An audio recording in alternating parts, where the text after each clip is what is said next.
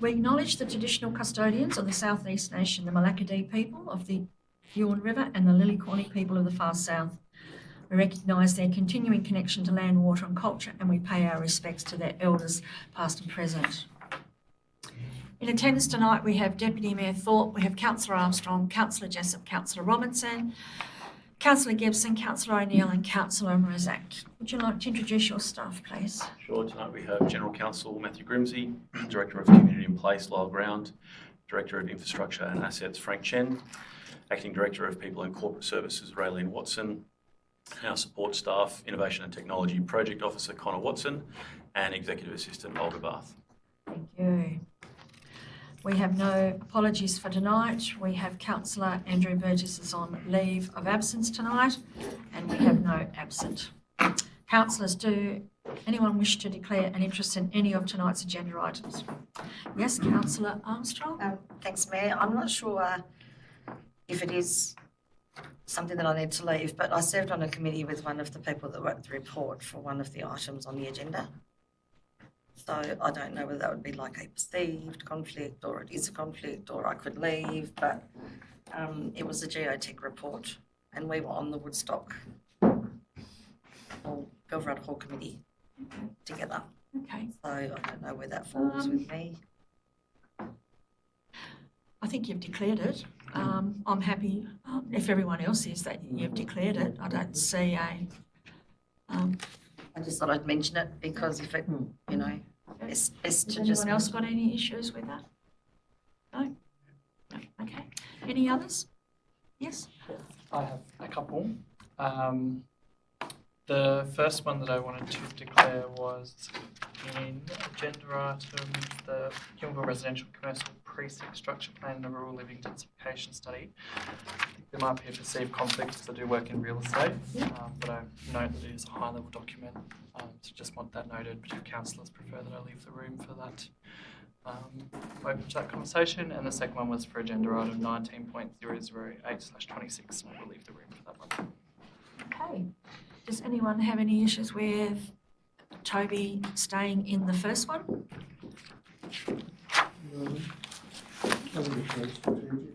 Yep. Okay. You won't generate any sales from that one time. Thank you. 4.002/26. Do I have a councillor to move a motion that the minutes of the ordinary meeting 28th January 2026 as circulated be confirmed? Councillor Gibson and Councillor O'Neill. Do any councillors wish to report any changes?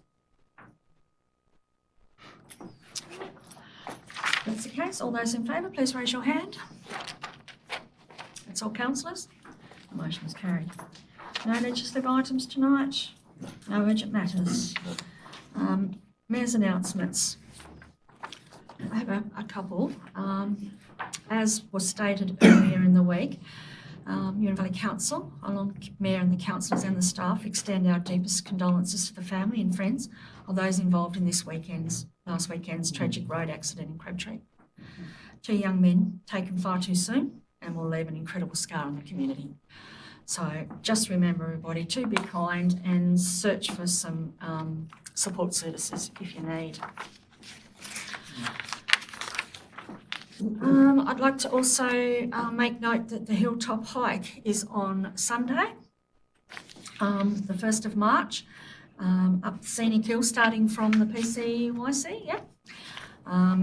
Since its inception in 2022, the Hilltop Hike has raised more than $150,000 for local mental health and suicide prevention initiatives. It's a 2-kilometre journey up Scenic Hill, which is not always an easy thing to do, but yeah, there'll be a full day of activities. So get along, even if you don't want to do the walk, just come along and support. No council has their team in and have fundraised really well, so well done to everyone concerned. I think I might have heard on the grapevine that they'll be pushing over 60,000 by the time we get to the weekend.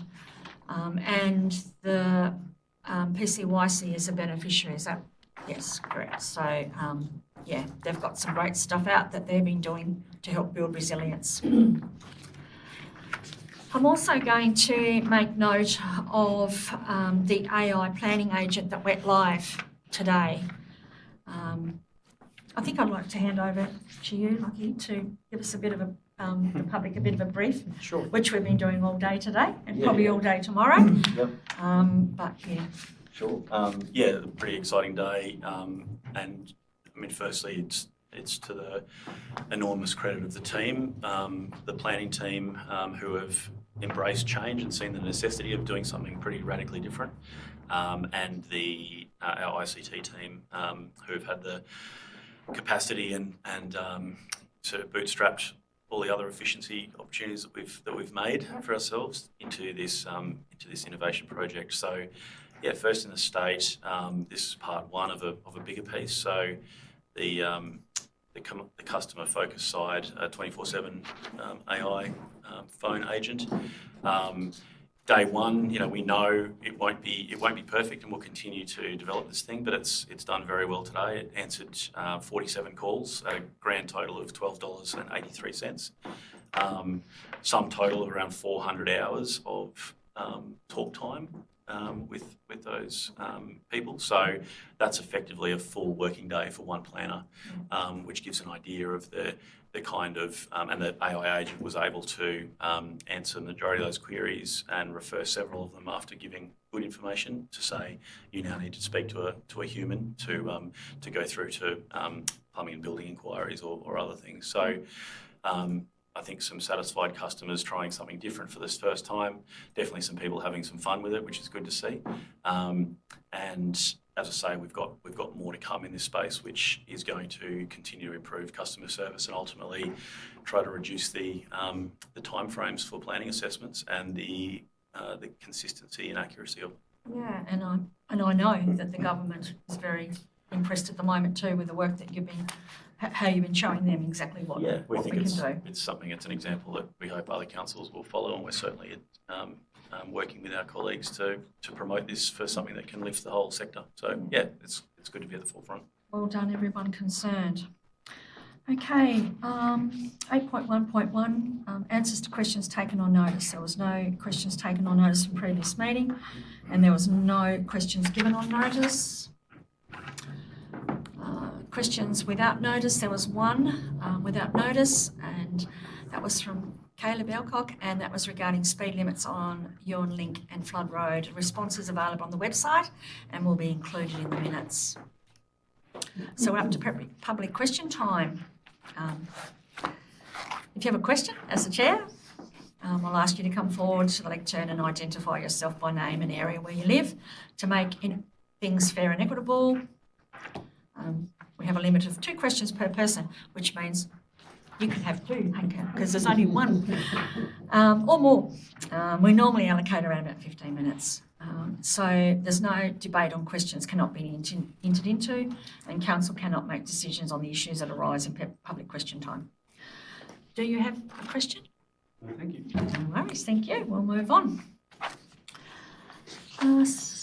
CEO, do we have any deputations? No. Petitions? No. Okay. We have 1 planning report for council to consider tonight, and I advise that council commence acting as a planning authority as at 6:09 p.m. Thank you.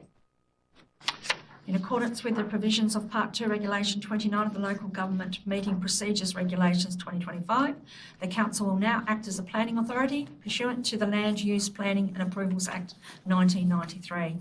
In accordance with Regulation 29, the Council will act as a planning authority in respect to those matters appearing under item 10 on this agenda, inclusive of any supplementary items.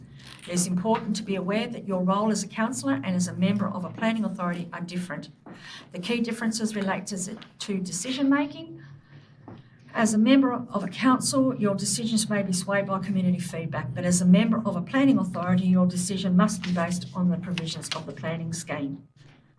The above snippets from the Good Governance Guide. Report number 10.001/26. grade and extension of a private access road at Morrison's Road, Glenewan, and Crown Road Reserve, PID CT-247126/ and CT-247126/2. I refer council to the recommendation of this report. Do I have a councillor to move the motion? Councillor Armstrong, and who was that, councillor? Yep, councillor Gibson. Councillor Armstrong, would you like to speak to this motion? Maybe. Just briefly, because I'm sure other people want to speak to it too, and I'd like to hear what they've got to say. So what is the purpose of the road, other than to access the 3 properties? Go through you two. Yep. That's the road. But there's an existing road there that the neighbours won't let them use, is that correct? So in terms of what the planning authority is assessing, it's what's before you, which is, yes, a road that is confined to the Crown Road, casement that is shown on the application. There are tracks that traverse private property, but they don't form part of this application. They were considered in a previous application that was withdrawn. So did the applicant realise when he purchased the property that there was not really a road into it? Through you, Mayor, I can't answer that question. No. Because it's a very long stretch of road. And I'm not entirely sure whether it's really a council thing. I don't really know. I'd like to hear what everybody else has got to say. Really complex. Is there any other? Yes, councillor O'Neill and then councillor Gibson. I suppose my view is if you have a title and you own property, you have to have access to it.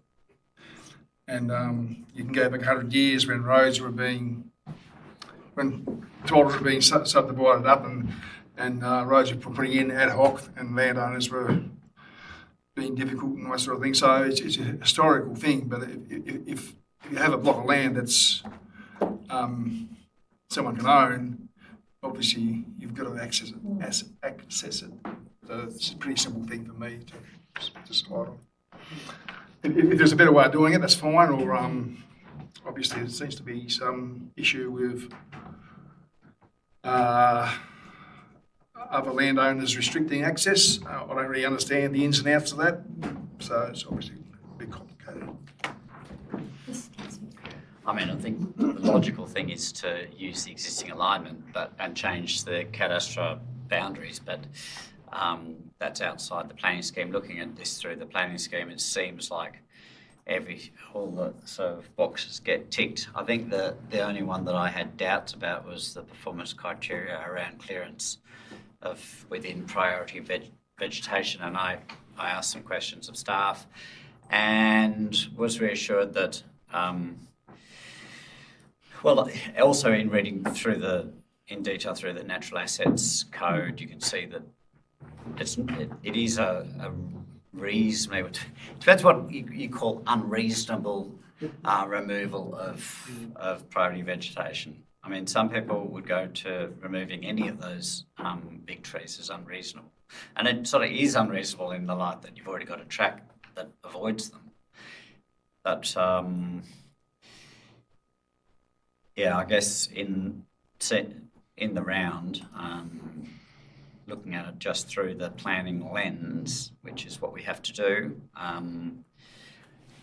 I think it pretty much satisfies things. There is the issue that I'm still not quite sure about, which is that in order to meet that criteria, the only clause out of the A to E, I think it is D, which is that it has to be for the significant long-term social and economic benefits with no feasible alternative. So the question that Councillor Armstrong asks is interesting because if it's only accessing 3 properties, then you'd question the social, because social, if you look it up, it's broader than just personal.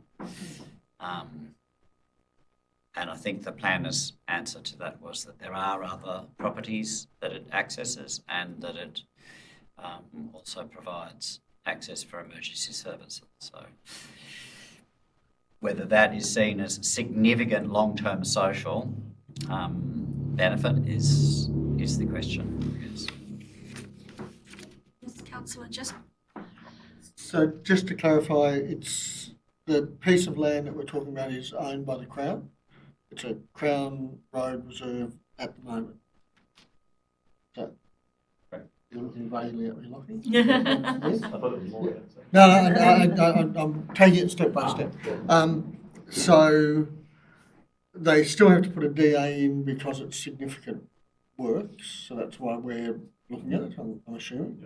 We advertised that we got a petition and one genuine, more acceptable response, I suppose, which is not a large response to DAs, relatively. It's but just looking at the natural assets, I agree with everybody that it just seems to be a ridiculous waste of money, but it's not our money that the person's wasting, and let them waste their money. But there is some significant vegetation, but I also know that the report, I read the report, and it's went into a fair bit of details about no hollows and no, so it doesn't fire any of the really red button issues that would stop it. And they have made a commitment that they will try to work around the large trees there.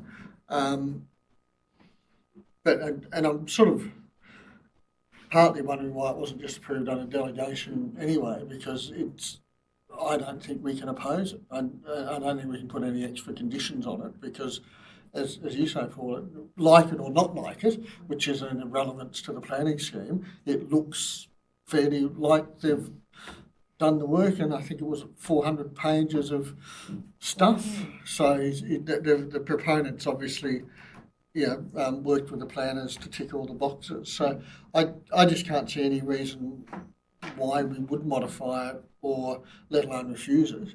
And I'm assuming he'll do, or he or they, whoever owns it, will do remediation where they have to and revegetation where required and stuff. If they...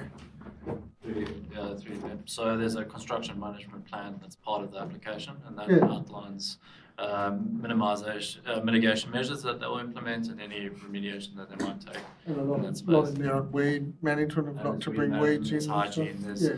In terms of why it's come to the planning council acting as the planning authority, it's just because, and Matt might be able to give a more sort of detailed answer, but it's because of that those signatures on that petition are considered a representation per signature on that. It triggers the number that means it has to come to council. Okay. Well, I'm happy with that. Thank you. Do I have any other? Yes, Councillor. I know that roads are an environmental risk. Their surface sheds more water and is more erodible. So they're a significant contributor to turbidity or poor water quality downstream. This one's located high up on a hillside with not a lot of water, not a lot of catchment area to cause that or make that potential impact more problematic. But it does concern me if we find ourselves with road surfaces that we don't need, and that's a broad scale for our community and for our landscape concern. So that brings me back to the question of, do we need to duplicate a road surface, a road track route along this hilltop in this way? And I found myself thinking, which is outside the parameters of this application, but is there another way to solve this? Is there a way, if there is and if the currently constructed track route is slightly better graded in places or more appropriately located, is there a way to position the public land road reserve, a Crown asset at the moment, along that alignment rather than going through stretches of standing native forest. And I've asked some questions towards that. And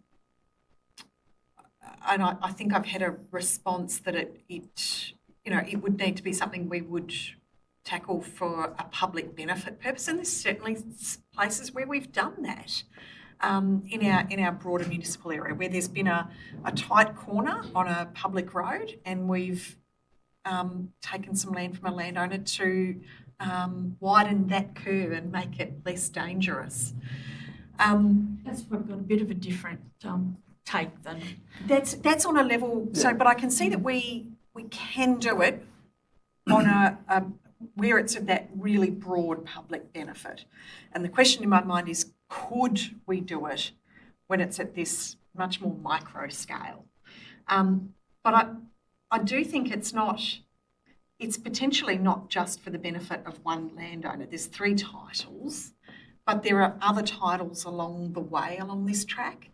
There's a mention of fire access, and I think that question will be something that as a council we need to consider much more significantly in coming years, because it's not just this part of the landscape where access to conduct fire prevention works, backburning, but firefighting is really important. So we're going to have to get into this. Yeah. And So rounding that up then, are you thinking that you want to change something, or you're just putting it for comment for future reference? I'm putting it out there on the radar, and I'm probably asking, can we do more work on this question? Because I don't doubt, I've not seen something like this come before council before, but I don't doubt there are more situations out there such as this. And I do wonder whether there's a better approach than just the planning permit process of developing that duplicate track. I wonder whether we could get back to root cause and find reasonable ways to access our broader landscape for the whole community. Okay, all right. Well, then you'll be able to make that decision whether you support this or not when we come to vote, unless you want to change. No, I'm happy with the motion as it stands. I was going to ask one more technical question about the motion, which was that landscape values are mentioned. Part of the land is zoned landscape conservation zone, and I recall a fair bit of discussion during the LPS hearing process about what are the landscape values. The report seems to focus on scene landscape, scenic or visual landscape values. And my question to staff was whether there was a view that there were any other landscape values in this instance. Like, what are you thinking? Like, you must have. Back in hearings, there were discussions about the broad extent of native forest and the sense of wilderness and things like that. It's all quite vague, but so whether staff have any other landscape values that they might have a concern about in this situation that have affected that decision, that quite recent and contemporary decision to zone part of this land as landscape conservation. Okay, I mean, I can ask the question through. I mean, to me, I think they've given the report and what they think, but. Yeah, great. So, just for context, the LCZ portion that's impacted, of that, there's only about 350 metres of that road that requires clearance within that zone. So I guess we're looking at it at that scale, but obviously, and the applicability of that particular provision is confined to that 350 metre clearance plus the additional balance of the 700 metre total that goes across that particular zone. I think the report does deal with a range of aspects of landscape values. I think, we've spoken about this before, that we don't have a definition of it in the state planning provisions. So we have to go on, and it's a very subjective term, as you would have heard at those hearings. what we've gone on, we've looked at the Section 8A guidelines, which is obviously the guidelines that were followed when applying that said zone, and that gives a sense of and it gives examples of what landscape values could be.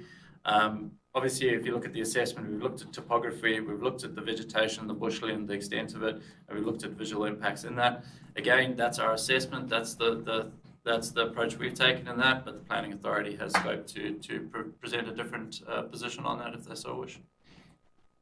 Okay. Do I have any other? Yes? Just going back to the significant long-term social and economic benefits, I just wanted to make sure that this road is actually going to be publicly owned. So it's about the ownership of it. Like if the proponent builds it in the Crown Reserve and they have the Crown lease, can they lock the gate and say, this is my road? Or is it? Because it's always referred to as a private road, but is it a private road or is it a public road?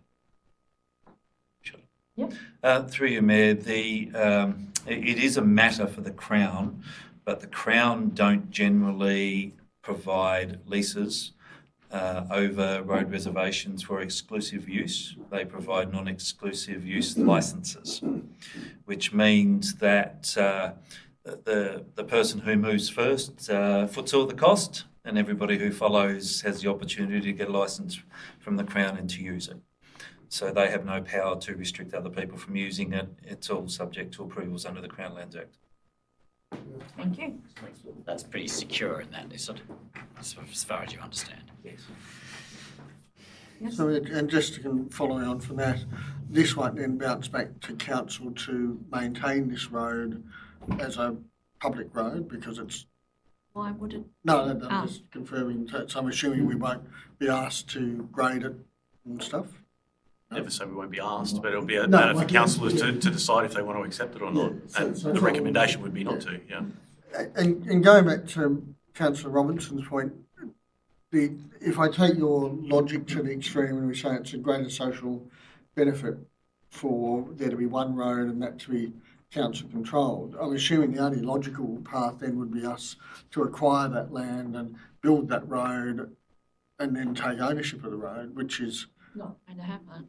no, it would cost a fair bob and yeah, so there's no other alternative. We can't force people to the negotiation table.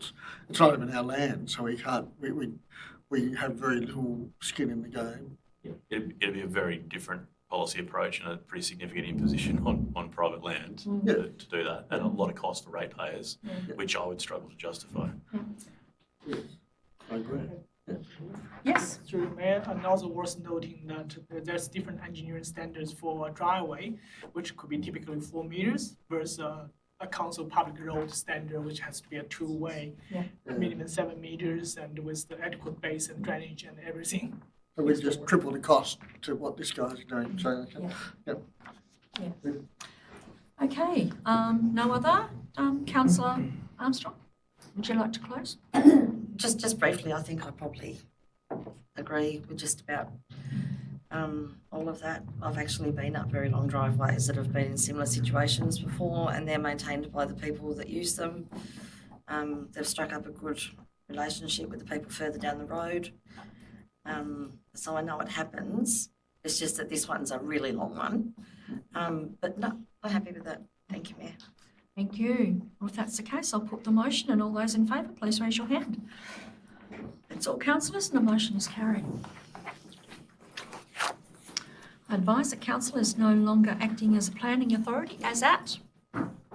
6:29 PM. Thank you. Are there any councillors tabling their activities tonight? No? Yes? Yes? Yes, I do. Thank you, Mayor. Just one activity that's maybe worth noting, the Future Populations Network run by the GAT and presented by Dr. Lisa Denny is still happening. There was another workshop looking at LGA snapshot and understanding what's happening at local level on the 21st of January. Another one is coming up in person, I think in Glenorchy, at the Techno Park. I believe staff are attending as well. I spoke to Kate Tucker the other day.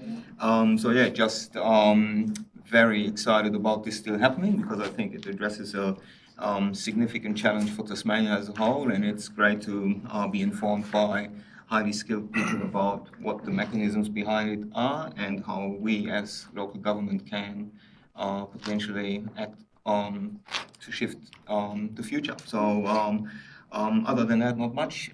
January was a fairly quiet month, but I thought that's worth noting. So thank you. Thank you, Lucas. Any other? No? Okay, thank you. 11.002/26, do I have a councillor to move a motion that the general reports and minutes for the period 1 to 31 January 2026 be received and noted? Councillor Jessup and Councillor Thorpe. Do you wish to speak to any of this? General reports or? Yes, Mayor, I just need to find my place. And look, this, I'll ask a question later about the broader medical centre, but I note in the business report that we were talking about the going to a bulk billing clinic, which is great for the Huon Valley, but has that impacted on demand, and how have we managed that, and has there been any perverse outcomes like increased waiting times or anything like that? Noting that Geeston's opening an extra day anyway, so has it balanced out okay?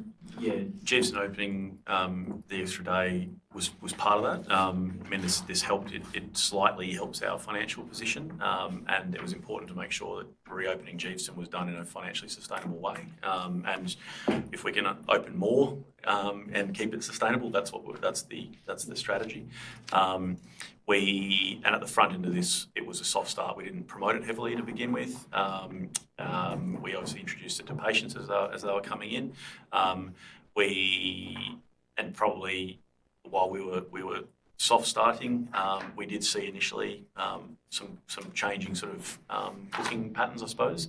But now we've seen Oka and others in the valley follow suit. So now that we're no longer the only bulk billing. Yeah. So there's been movement across the board, which has helped us. So look, overall, it hasn't created booking chaos, and it's we've successfully managed to get the 100%, meet the 100% threshold, which then gives us access to additional rebates from Medicare.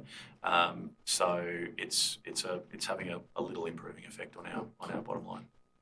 Thank you, Mayor. And just a second question, the new childcare centre, I note that we're having to put ourselves through our DA process to write DAs for it, which is fun. We're probably all conflicted then when we have to go and review that DA, but that's another issue. But with the childcare centre, what's the sort of timing roughly? Now, I know that's difficult. And then probably the second part of that question is, should we be starting to think strategically about what we do with the existing site? Yeah. It came down and had it here and around the suitability of that block for housing with its walkable nature and access to services, etc. Multi-residential. Correct. So, and obviously because it's as a block of land that's owned by council, it comes within the sphere of all the town planning work that we're doing anyway. I expect to be pretty significantly informed by that work, and then we look at, well, if we want to be a community leader, whatever, show some example of what can be achieved type projects. That's where we're leaning to now. But yeah, we need to do that strategic work and workshop it with you guys.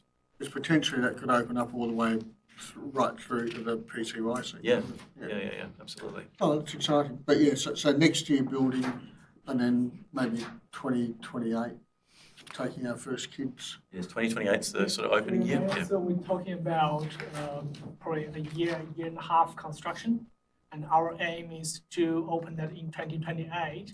So far, our priority is actually to secure the funding need with the government, and also through the latest revision, we believe there's potentially still there's a funding gap between what we're going to get from the Australian government and the state government, and what actually costs to build a childcare that's fit for purpose. We're talking about a 200 space childcare, and that means council may have to make a decision that whether we build to what's the needs with extra money invested by council, or we build a smaller one. So that's a decision need to be made by council, and the officers will take a report to council in the coming month.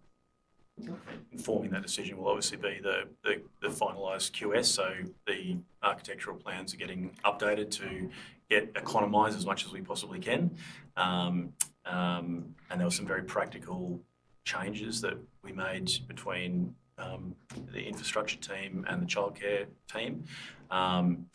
The business case will get refined, and we'll make it very clear why we, if we are recommending and how much, why we should do that. So, yeah. Just need another election to top up the kit. Don't know if that's going to happen. Yeah, no, that's right. Exactly. Yes? No? All right. Yeah, I had one question around the sort of three parts of the medical centre nurse practitioner model, how that fits into bulk billing, and what we're attempting to achieve through the funding through the Thin Market grant to fix that. I just don't quite fully understand the way those three link together. Well, that's part of the issue is they don't link very well, which is why we've got the grant funding to test and things and demonstrate how they can work from a care perspective, but they work less well under the current Medicare financial model. So the PHT funding, I forgot that was in this report, which, that's another great bit of work that's finally come to fruition. Absolutely. A component of that, around roughly 50-50, is for administrative and business improvements to the centre. It's hard, with modest centres, and obviously the amount of improvement that we've made in those centres financially over the last couple of years is like very significant. To go from sort of a $500,000 deficit to now we're getting down around the $100,000 mark is really significant, and that's a result of an uncountable number of operational tweaks and changes. And really appreciate the work of the medical services team in support of that. The PHT is a further investment into improving just the base, facilities, how we manage that practice. And then the other 50% is on clinical care. So that will be trying and trialling, even though this has been, down here, Kerry Duggan and the Signet Family Practice have demonstrated that from a care perspective, this works very, very well. So that gave us the, very clear evidence base that this will work very well in the Geeston context as well. But the problem is Medicare does not fully cover the work of a nurse practitioner, and that is the problem, that it's not supporting all care professionals equally, and effectively, if you go back to the motion that this council put to ALGA 12 months ago or so, was in summary a pitch for block funding, where you fund care outcomes as opposed to fund professionals to deliver those care outcomes. And it means that we broaden the base of professionals that can provide these care services. It gives greater access, it makes it more affordable, and you have that multidisciplinary model of care, which is proven to work, but unfortunately is not supported by Medicare at the moment. So we aim to demonstrate that, this really is something that would make a significant difference to rural medical outcomes, and we think is actually necessary with the deficit of doctors willing to come and work in rural areas. So the bulk billing that we are currently doing, that situation, if we manage to persuade the government to listen to us instead of the AMA, that could improve. Sorry, rephrase you. Well, at the moment, I guess when we're bulk billing, any work by nurse practitioners is not being covered. Yes, so our new under this model, we would cover the gap for where a nurse practitioner had seen a patient. The general practitioners will still fall under that, the triple incentive scheme for bulk billing that's currently occurring. And we would be able to demonstrate what that funding gap was. Ultimately, what it'll mean for the centre is that by introducing these new professionals, we'll cover the financial hit and be able to provide more care. And we'll then be able to demonstrate more care. This is what the gap was. It doesn't make sense to not change things and keep excluding these professionals from the scheme. So it'll be like a pilot project? Yeah, effectively. Yeah. Even though the project has been piloted to great effect in Cygnet. Yeah, correct. Yeah. So yeah, it's exciting, and again, it'll be another change, and we're sort of we're trailblazing and trying something new and trying to influence well outside the valley. Right. The only other comment really was that I just see our livability framework sort of weaving its way and being normalised through so many different things, which I find really encouraging. Yeah, it's good. I mean, that business, with the thin market, and we talked about the motion going to Alga. Well, thanks to Councillor Bull and to Councillor for delivering that for us when you went to Canberra, and for Toby for putting it forward. We lobby the government. It's the first thing that comes out of our mouth. Big self, help us. But Andrew's done a lot of work, so a lot of that work, a lot of that thanks goes to Andrew. Yes, Amy. Oh, that's right. You were going to say something a minute ago. Yep. Just also touching on what, I can't remember what. Anyway, the medical centres, back to the medical centres. So we are bulk billing and Ochre. Oh, it's been a big day. They're bulk billing, but there are some that aren't bulk billing. Are we compromising the income by operating 2 centres that bulk bill as a council to others that don't bulk bill? Like you're competitive. No, this is something the government wants us to do. We're operating in the government framework, Yeah. and they're making a business decision that it's better for their business to not participate in that scheme, which is the stated intent of the federal government.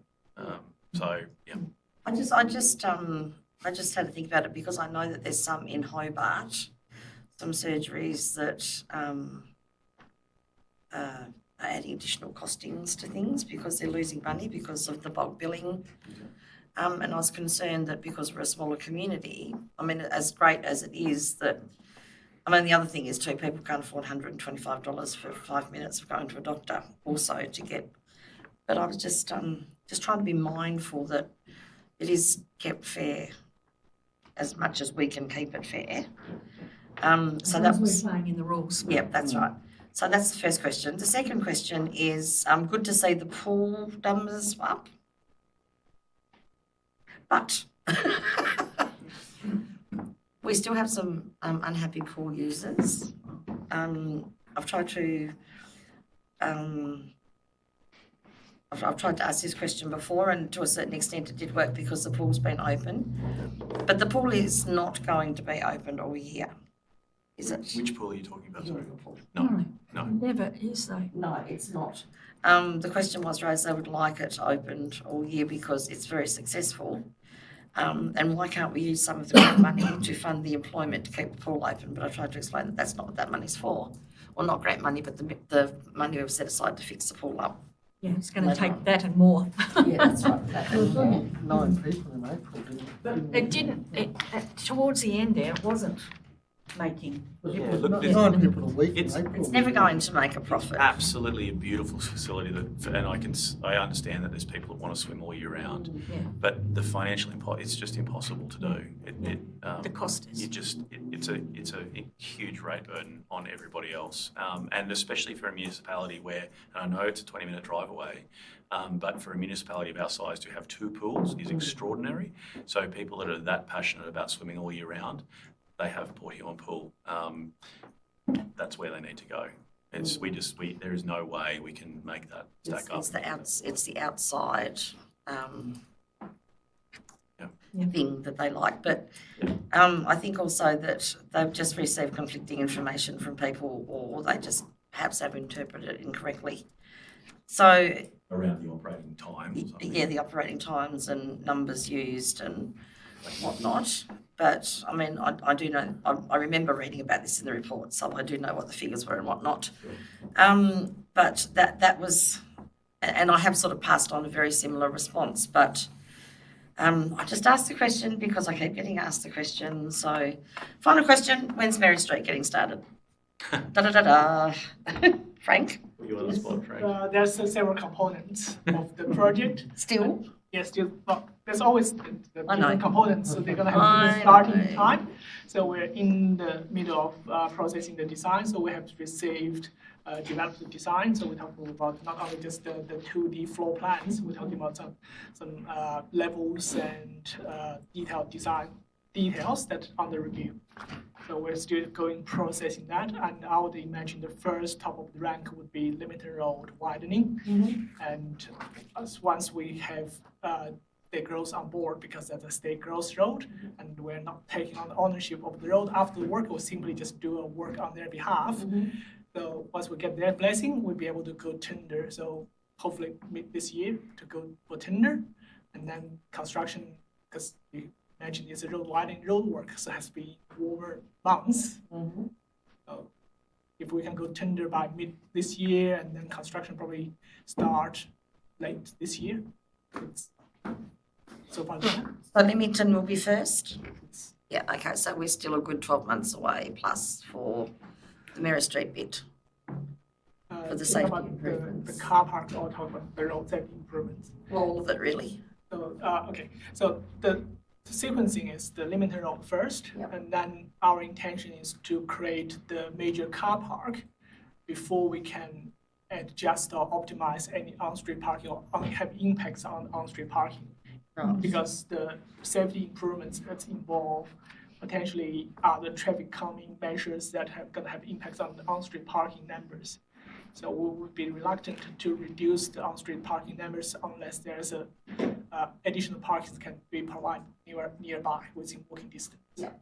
So do you think we could just pop something on one of these little Facebook posts with a real quick update of what's going on? Because I reckon every second person asks me, yes, a lot of questions, because I think we all thought it was going to maybe happen a little bit sooner than it has, or begin to happen, but not your fault, of course, but maybe we could just put a quick little update, something, nothing too specific, just so, because a lot of people do check, Yeah, we can do that. and we can just share it then. Look, the simple message you can share is design's progressing well so that we're lined up for the summer construction period. So people will start seeing those.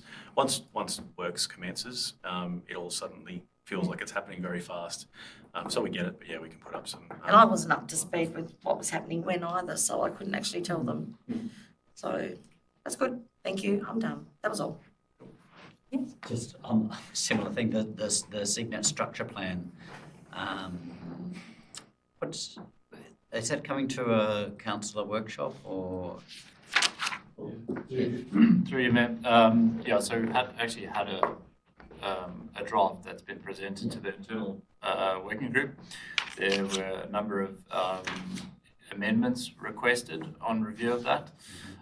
So we actually have a deadline of tomorrow to get the second version of that draft to us. We have a meeting with the consultants early next week, and then we're looking to, if all things align with what we want to see in that, we'll be looking to come in March to councillors on that draft and workshopping that draft. And it'll follow the same process as Hugh and Bill. So yeah, workshop through with you guys. Yeah. Yes. A couple of questions on the environmental sustainability part of the report. There's a mention of an interdisciplinary project to work on ways to value the natural environment. A bit of additional information on that, please? Page number, please. Sorry. 264. Oh, yeah. Fourth dot point from the bottom. Let me take that one on notice. I'll get you a fuller brief on that one and I can circulate. Thanks. I hadn't heard of it coming up, and it sounds like a really interesting project. Then a further question, there's mention of an assessment on the 4-foot road property of councils. And I guess a question on intent of management of that, noting that my understanding is that in our current asset management strategy, we'll do asset strategies later, but currently the existing decision of council is to sell the majority of that property, but that's not been actioned. And the question is, I guess, is whether there's a different management pathway being proposed or explored there. Through you, Matt. So the management approach is that aligns with the report, and I can't recall the year that we brought a report to council where NRM sought to take on management responsibility of the portions of that property that have significant natural values on them. So we are the updated, so the initial management plan was drafted by myself many years ago. This is now seeking to update that management plan, but we're sticking to the areas that previously identified in that endorsed report that we took to council. So that's not the whole property. That is the bushland itself, which is white gum forest, predominantly white gum forest with a few other species intermixed in that. And then there's the buffer zone along the Commandy River, heading a bit up the hill, but it's not the full hillside that's paddock with regenerating eucalypts on it. Okay, thank you. Okay, any other? No? I've just got a couple.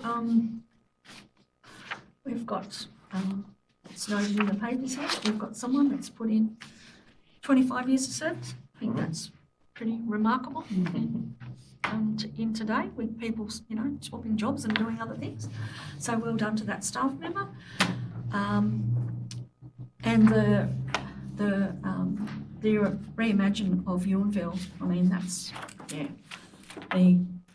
that's pretty special, and I'm looking forward to that going ahead and seeing how that, I know that there's a time limit, pretty tight time on that. So yeah, I look forward to that and the 5 community engagement areas that we'll be doing that. Skinner's Track, I'd like to pass on to infrastructure through the director, the great work that's been done on the Skinner's Track to save what happens every time there's a flood. So well done on doing that. That's great because I know that track is used a lot. Yeah. So well done, well done on that. And I know that in there's the Yountville Town Hall redevelopment. I've seen a couple of very happy theatre company guys out there because Jared had told them that there was people in there that the architects were in there doing some tweaking. I did tell them 6 years ago that if there wasn't anything done by the time I left the seat, they could probably, do something to me. So I was pleased that hopefully something's going to be happening there before I do. So yeah, they were enthusiastic about that. So well done to all involved. Okay. So we're going to go back to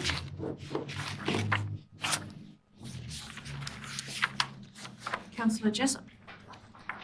Thank you, Mayor. I have nothing further to say. Okay. Well, if that's the case, I'll put the motion. All those in favour, please raise your hand. That's all councillors. The motion is carried. Thank you. Okay. The workshops are listed that we've had. Yeah, no problems. 13.1, there were 3 questions taken on notice from the previous meeting. Councillor Gibson's regarding road sealing costs, climate adaptation budget considerations. Councillor Debbie Armstrong's regarding Golden Island Creek erosion measures concerns, and Councillor Mark Jessup regarding what was we doing? The capacity survey. Yeah, that's it. Councillor support. The responses to those have all been put on the website. Okay, 13.2, there were no questions given on notice. There were 4 questions without notice emailed in from Councillor Amy Robinson regarding old growth logging. The responses were emailed to councillors and will be included in the minutes. Councillors, are there any questions without notice? Yep, yes, Councillor. There was one that I never, maybe I missed it, but there was a question that I had around the density that we were going to advise back to state government with regard to the centres of the urban centres of towns. I don't know whether that's gone in or what happened about that, but that. Sorry, I can do it. Through you, Mayor, the draft updated submission was circulated to councillors through the Teams channel, and it was just put in as 30 plus. There was not a ceiling put on it. Right. Yes. Okay. Thanks for that. I have 2 other ones from the Cygnet Men's Shed. They were asking whether or not council can charge the electricity costs based on the meter readings rather than as a percentage of the total there, because there is a sub-meter for their shed. Anyway, I don't know what the answer to that is, and also because their budgets are just very, very tight. They're so trying to make ends meet. And the other question was around is council charging rent for the shed or just the land? Because from what I understand, the Cygnet Men built the shed. Rent for the land, and we're putting together a position on that Cygnet Men's Shed to discuss with councillors, and then to go back to the Men's Shed to hopefully sort out their issues, because I understand they're running on a shoestring. Yeah. Yep.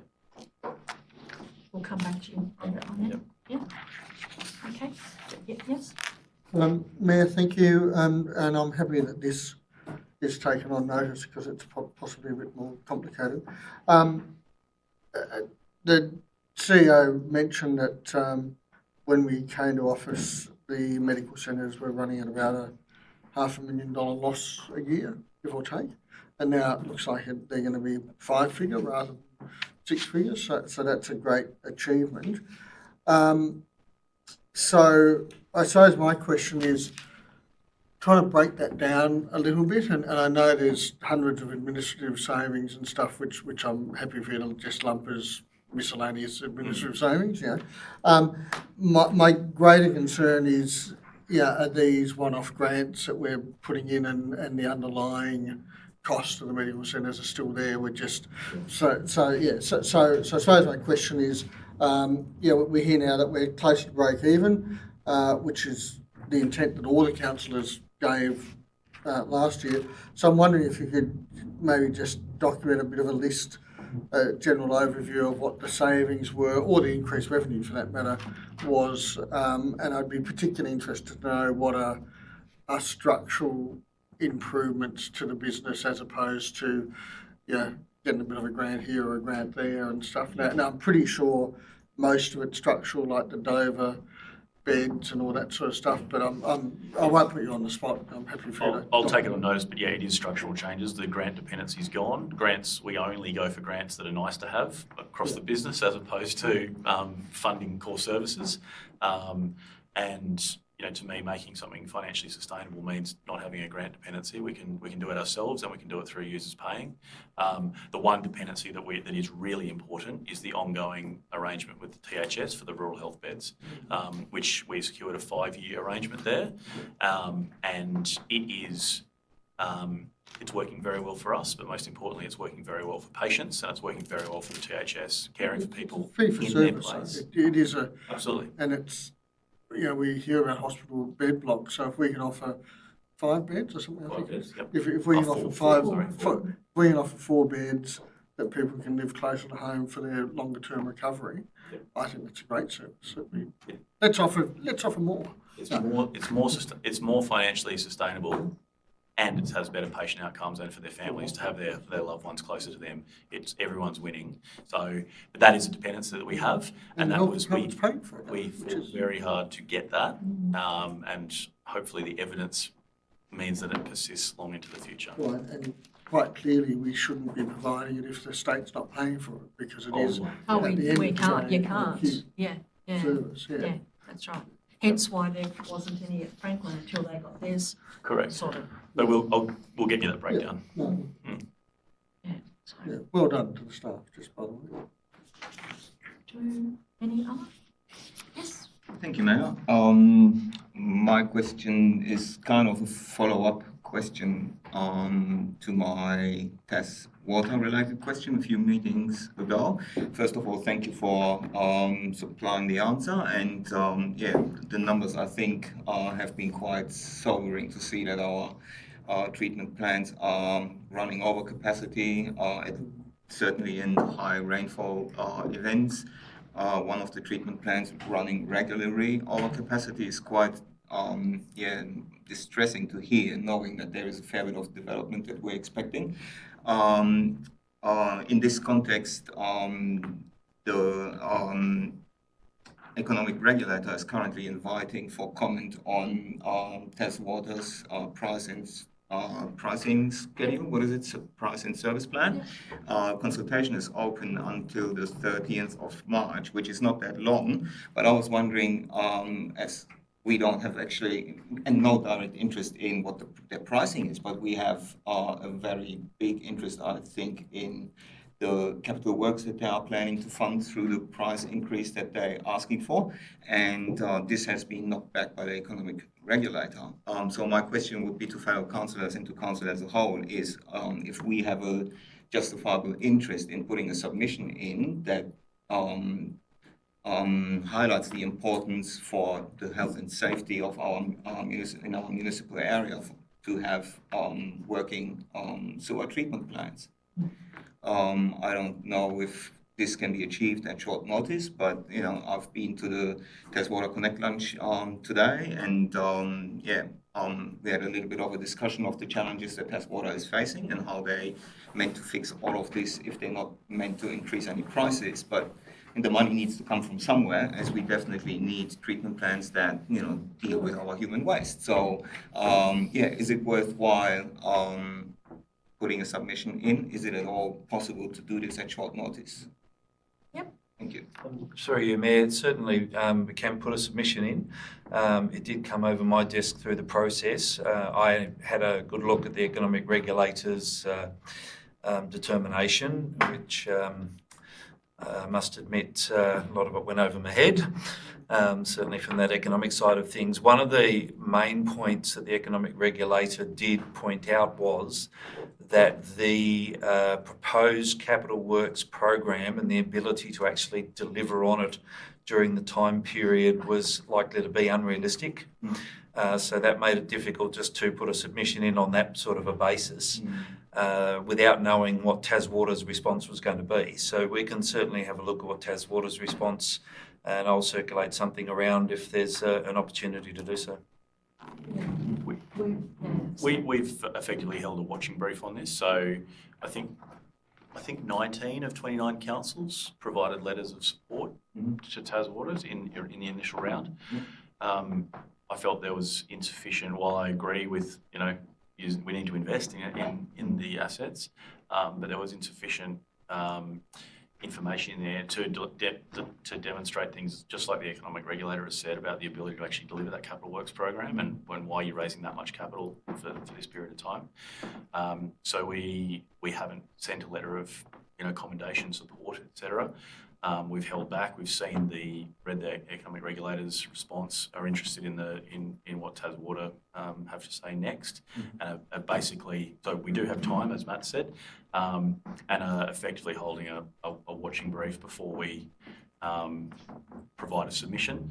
And I think that's just in the interest of we're providing pretty high quality submissions to all sorts of legislative reforms and all sorts of stuff, and I want to have the most information available to us before we go there, and it does say, you kind of go without saying that the requirement to maintain your basic existing assets to meet water quality standards shouldn't actually require submissions from council to say that's the baseline standard. So, you know, that sort of just speaks for itself. It would be then, you know, what's our argument sort of beyond there? So, you know, council is interested in us actually, you know, continuing down this path and bringing a possible submission to you, because it's not I mean, we are watching it anyway, so. I mean, listening to their last meeting that Taswater had, it's obvious the only projects that'll go ahead are the ones that are already started. And, I mean, they're hoping that the regulator will come in with a little bit, you know, more in what they'll allow. But even then, major projects that we know that we have that need to happen. I just want to make sure that I'm not misunderstood here. I'm with the regulator in not increasing the prices unnecessarily. Because, you know, the reasons are obvious. We're in a cost of living crisis, so every dollar counts. And, you know, the figures presented through the economic regulators report are, you know, broken down on number or headcount households. So it is a significant increase. Nevertheless, it's also a significant service that, you know, is essential. And so if the regulator doesn't want Taswater to increase the prices, which, you know, I understand and support this logic, how do we make sure that there is actually money coming into their pockets to get the work done that they need to do? That's correct, because, and you would have heard it today, the very strong message was that if they don't get the increase they need, they won't do the job. They can't do the jobs. And it will ultimately, it just has compounding impacts as it pushes everything out further. You know, some of the most significant things we haven't seen yet is what's the actual the renewal program on the existing assets that we've got. So when are they actually, you know, are they part of this? Are they going to be upgraded as part of this? And they're the things that, until we have that real evidence, it's hard to know what we're exactly submitting on. Yeah, no, I agree. It's a little bit obscure. They kind of talk in general numbers, you know, and like astonishing actually facts that you can read there. Whereas it apparently only 9% of our treatment plants are compliant with all environmental license conditions. That's horrifying, and it just shows that it needs significant investment. So yeah, it's between a rock and a hard place. But we have, you know, significant interest for this to work. So maybe not directly in our sphere of control, but maybe in our sphere of influence and advocacy for sure. Yeah, definitely. Just sort of related to that. So if, for example, with the paper we're looking at about the Huonville master plan, so if we're putting, you know, 600 to 900 lots there, that all goes to the Ranelagh sewer treatment plant, I'm assuming. Yep. Which is already running at 100-something% capacity. So who then pays for that? So do we have to wait for Taswater to actually upgrade that plant, or do they sting us as part of a sort of a headworks fee to do that work? Do you want to have a crack at that? Yeah, through you, Mayor. So we've had applications in that space which have the industrial precinct is a good example.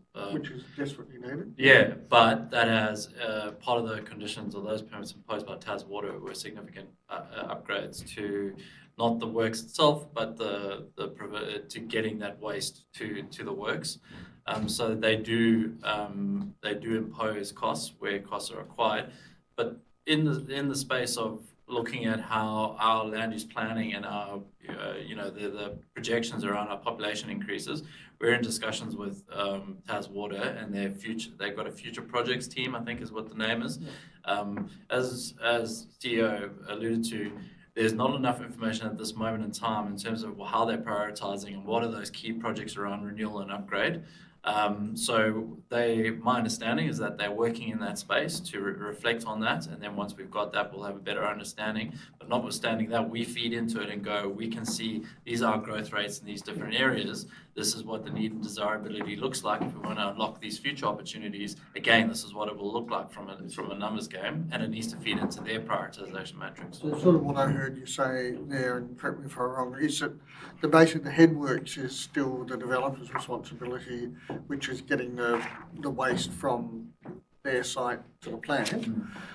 So whoever does the development, and this is where the whole who develops first pays the money, blah, blah, blah. But then the next bit is actually, if the plant's not up to capacity, that's a TasWater gig to fix that. Yeah, ultimately, yeah. But If they don't fix it, they delay our development. yeah, it's opaque. And look, I guess there's been a long-term chicken and egg piece here. And it's not just TasWater, it's the same with TasNetworks, where they're reluctant to put in any design work until a project starts to materialise. Otherwise, it's just a waste of their time. And the best thing we can possibly do, and one of the biggest benefits out of all the strategic planning we're doing, is to be able to put on maps with pretty reasonable times that we intend to put 700 homes out here and work out the demand, and we're going to know it's going to have a build-out time of X years. That's what you need to start planning for. So we need to be the first mover to say where growth's going to go. So all the service providers, and transport is another one, where they can start to respond to that. You had to propose to build something, and then suddenly goes, oh, we need a substation next to it. We'd hate that situation. That'd be a terrible outcome. Who would have thought that could happen? It could happen to us, so let's not throw stones in glass houses. Okay. Yes, Councillor Just O'Neill? a comment. Obviously, I think as a nation we have an issue with productivity and getting value for money, what we spend. I don't know how you be more productive, but I think you just red tape and bureaucracy is hurting us badly. Just a comment. Just while we were talking medical, I had someone tell me today that my mother-in-law had a call from someone in South Australia that told her that she's waiting to get into the doctor 6 weeks. So when we talk medical, we are really at the moment punching above a lot of others. And I do understand there's, in Huonville, there are issues if you're not an existing patient. It's hard to get in, but hopefully they'll go down to Chiefs. Are we taking new patients? Are we taking new patients? Yeah, We're taking new Yeah, patients. they've taken, yeah, I've known people that have gone in at Dover that have moved here. Yeah, that have gone in. Just wondered. Any, Excellent. Franklin and Dover. Jamestown. Oh, Two areas there. Oh. yeah, okay. Yeah. Right. Okay, so TasWater, So through you, Mayor, just going back to the TasWater discussion there. So the regional town stage 4 is what they've identified in their investment plans, and they talk about upgrades in Bothwell, Oatlands, Franklin and Dover. Now, Franklin is serviced by the treatment plant in Huonville and Ranelagh. It's the Dover works that's underway, or as if not complete now. Yeah. all right. Okay. No other questions? No. Okay. No notices of motion tonight? Okay. We're up to 15.011/26, revision of the policy development and review policy, Government Corp 002. I refer the council to the recommendation of this report. Do I have a councillor to move the motion, please? Yes, Councillor Robinson, and do I have a, yes, Councillor Moser, thanks. Yes, would you like to? Yep. I love a good policy. And my only complaint on this one is that it's a 10-page policy that's replacing a 7-page policy. So, oh my goodness, it got longer, but it got better. So I can see that it's more I'm thorough. glad you approve, Amy. I love a good policy. And this is a policy on policies. I'm a little bit disappointed Councillor O'Neill didn't quite sneak in to second it. But yeah, I appreciate the work from staff, and a comment I made earlier in the evening is that we're doing a lot of engagement on policy development from the state level as well. And we wouldn't be seeing our organisation with the capacity to do that if we weren't doing okay at managing our general business as an organisation. That engagement then pays back to us by creating a context in which we're more comfortable and can be more successful, because we're influencing that state policy from the interest of a rural community at the scale we operate at. So I think there's really good stuff happening, and let's do it. Do I have any other comments on that one? No? Okay. You don't wish to further? Thank you. I'll put that motion. All those in favour, please raise your hand. That's all councillors, and the motion is carried. Report number 15.012/26, draft new complaint management policy Gov Corp 027 and proposed draft revision of the customer service charter Gov Corp 009. Do I have a councillor to move the motion? Councillor Armstrong and Councillor Robinson. Seconder. Councillor Armstrong. No, What did you just say? no, I just sit here like this. He said Councillor Armstrong, Councillor Robertson. And Councillor Armstrong. Oh, sorry. I meant Councillor Armstrong, do you want to speak? That was what I was about Oh, no, thank you, Mayor. to say. Right. Do I have any other comment? Even I was confused then. Oh, God, I don't know why. Yes. Well, I thought this was really well written and tight, and I really hope that the Ombudsman's right, that it's going to reduce the number of external reviews and increase customer satisfaction and reduce the wasted time by council officers so they can put it to better use. So let's hope that all goes through as predicted. Thanks for that. Do I have any others? Yes. Again, as an idea, complaints can be gold because they give you that feedback that's an opportunity for improving. The only issue I have with this is that we saw a draft complaint form that was 3 pages and it had a lot of space on the form, and I felt, gee, if we could reduce that to a double-sided form, then the accessibility of just having a single piece of paper that you do your scribbles on and insert into the system is going to make it more accessible than something that's got a staple on it and falls apart when you chuck it in the backseat of the car and so forth. So, but yeah, again, people probably aren't getting it in paper form either. Yeah. So. yeah. But again, we've got process improvements in it too, and it's quite clear. So yeah, well done. Thank you. Any other comments on this one? No? Do you like to close, Councillor Armstrong? I think council's really just been working on our own little bits and pieces anyway. This is just the formality of it all. We've already improved a lot of this just within. No, nothing really. Thank you, Mayor. If that's the case, I'll put the motion. All those in favour, please raise your hand. That's all councillors. The motion is carried.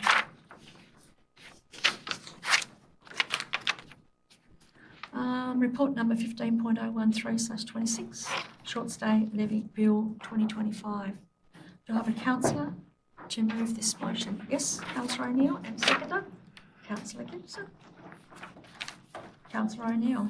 Yep, look, I think it's a step in the right direction.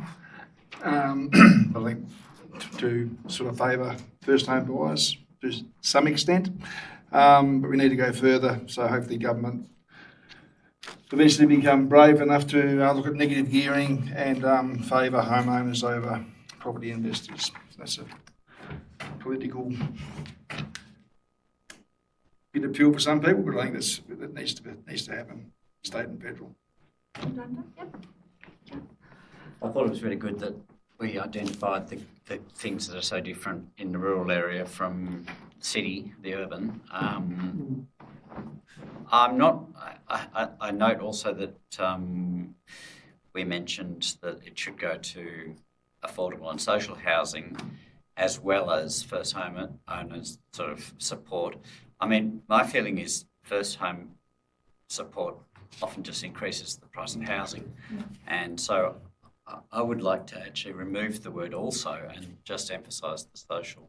I can't remember what page it is because my notes all went off my computer, but there was I think we said also. So I think if we just remove that word and say that we'd like to support social and affordable. So removing first home. It's about, we're suggesting that the funding from the levy goes to affordable and social housing, which is supporting the people, who most need it, as you know, and not causing inflationary pressure on But our payment housing says prices. Also first home. We've said also instead of, I'm just saying, That's page 5. make it a bit, I did have it written down. Yeah, it's page 535 and it's the paragraph before conclusion. You're Amy.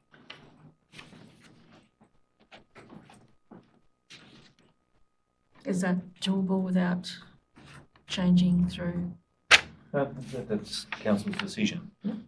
Yep. So certainly do It's a minor change. Yeah. Just slightly, So slight more emphasis on it. you accept? Yeah, I'm happy with that, and Paul's correct in that every time we try to help housing out, we just put petrol on the fire, basically, with Everybody's got a bit more money. grants and things like that. It's just, it's sad, really. Yep, so I'll support anything that sort of addresses that.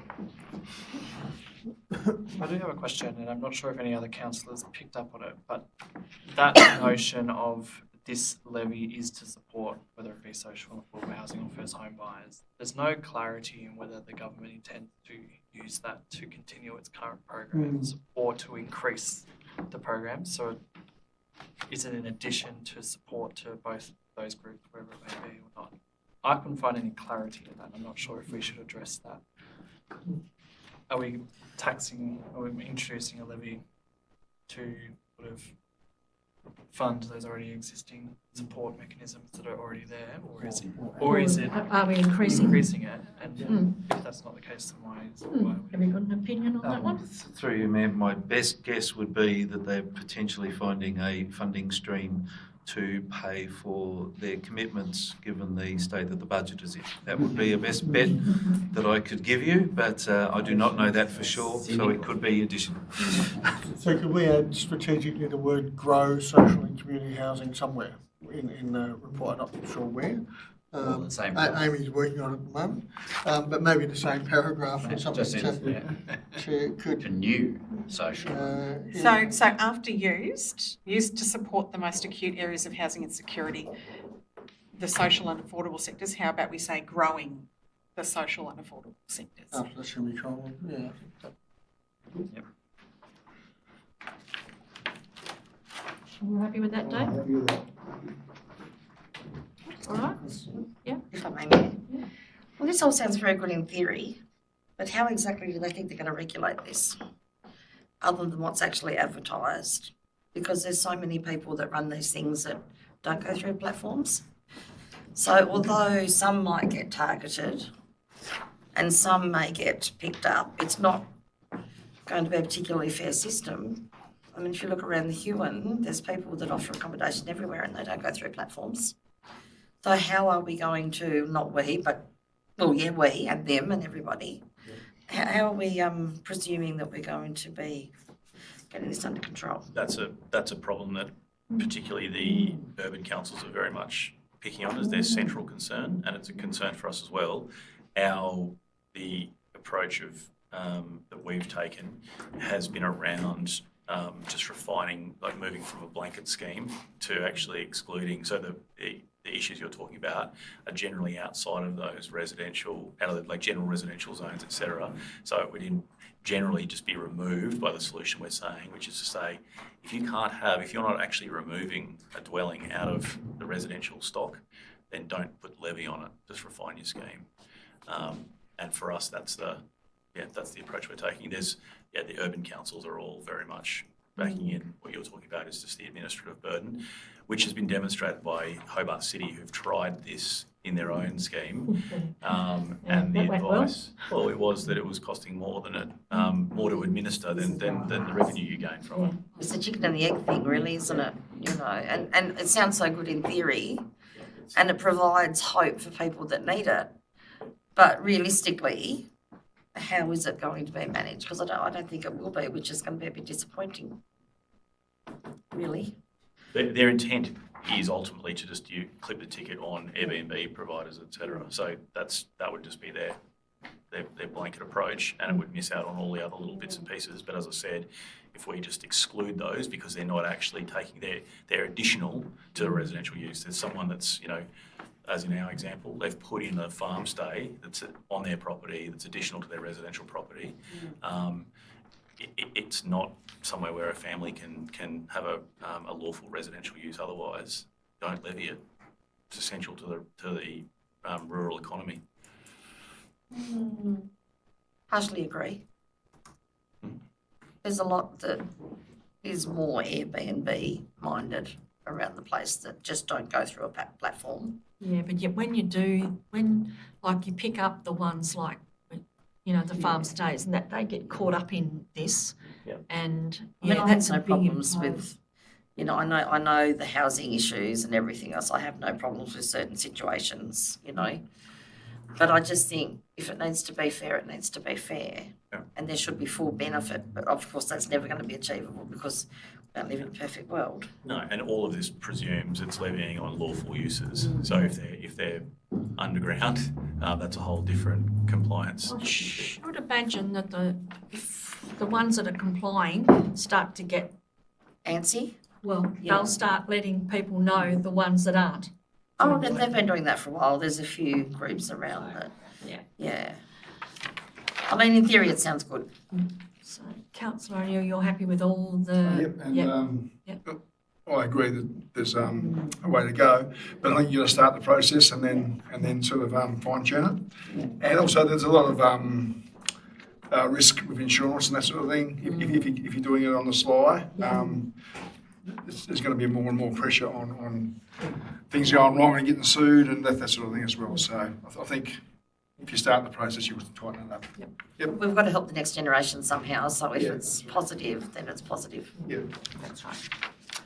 Okay, so we don't have any other. I'll put that motion. All those in favour, please raise your hand. That's all. And the motion is carried. Report number 15.014/26, GST Distribution Reforms Productivity Commission Review. I refer the councillors to the recommendation of this report. Do I have a councillor to move the motion? Councillor Rezak and Councillor Gibson. Do you like to speak to this one? Yes, thank you, Mayor.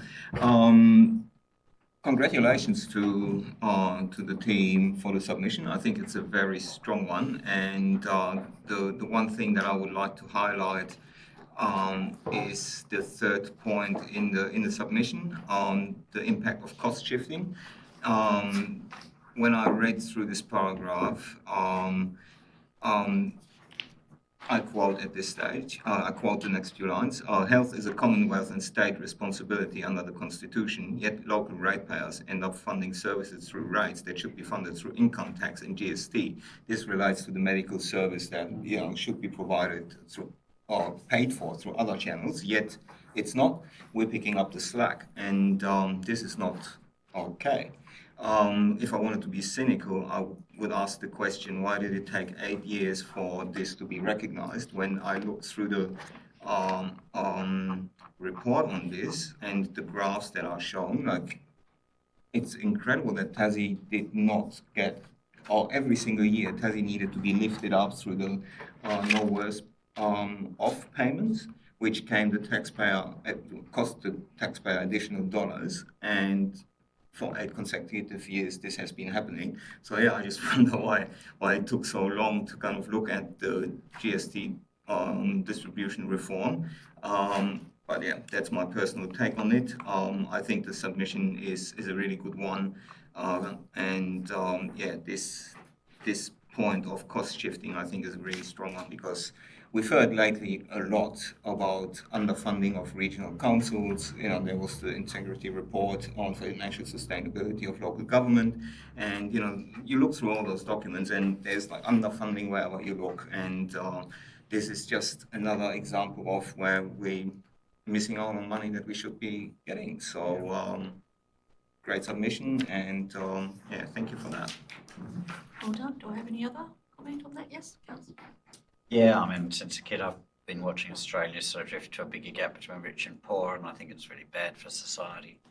And the wealthier and powerful are fairly blind to what's going on. So I'm a firm believer in evening things out, and that's what we're suggesting here, which is good. I agree 100% with Councillor Mrozek about cost shifting. Even the sort of semi-privatisation of TasWater in a way is a cost shifting of to a user pays for what should be essentially a service. So, and we need guaranteed money as in council as we do in state to plan to have long-term planning, which is essential. So I support it 100%. Thank you. Do I have any other comments? You got anything else you'd like to close? No, thank you, Mayor. All right, well, I'll put that motion. All those in favour, please raise your hand. That's all, councillors. The motion is carried.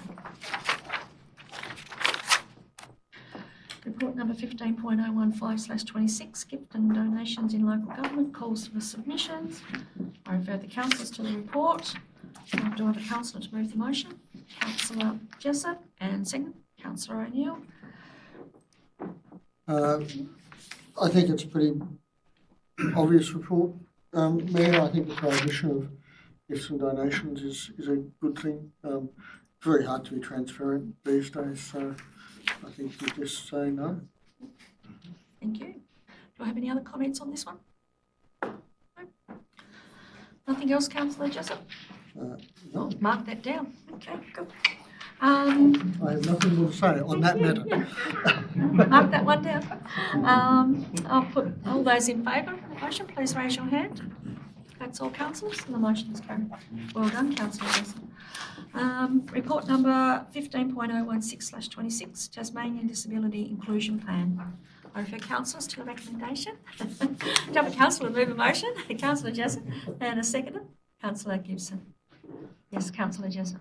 I may have slightly more to say. And I probably should have declared an interest in that. I was involved in the drafting of this legislation from the beginning, and it moved from being an act that was designed to regulate the provision of disability services by the state under the old pre-NDIS model, and this then took an opportunity to look at moving things forward to be more about inclusion and service provision. There's 140,000 people in Tasmania that has some level of disability, of which half of them are over 65 and half are under, and there's 13,000 people in the NDIS. So we sort of think of the NDIS, but there's a big lot of people that have mobility issues, as we saw on the front page of the Huon News today. I think the submission's good. There's a fundamental issue, I suppose, in the submission is in that we talk a lot about councils being provided with training and things like that. I think one of the intents of the Act is that this becomes core business for all organisations, so you don't get a handout from elsewhere. So one of the interesting things there is that gives the state carte blanche to push more things down to councils, which we'll have to deal with. So that's an observation, but it's not a bad observation necessarily. I suppose I question us around, well, what are we doing as a council then to live the intent of the Act, and things like increasing disability employment. Again, I'm not a believer in affirmative action plans, but are there positions that we can look to link with? And again, I suppose that's part of what I do during my day job, is to support people into employment. And there are many people with a disability who work quite happily, and I don't even know if we ask that question in our in our staff surveys. Do you live or have a family member who lives with a disability? Because we've got to remember that not every disability is one that we can see in front of us. And I think we'd be surprised how many people already actually have that lived experience. The only comment I'll make in the and this is a pet beef I'm having with the Tas Fire Service at the moment, but the inclusion of people living in the community in disability housing, the National Building Code, as interpreted currently by the Tasmanian Fire Service, suggests that anybody who lives with any support in a disability in a house that's got some disability support needs to be in a Class 3 level house.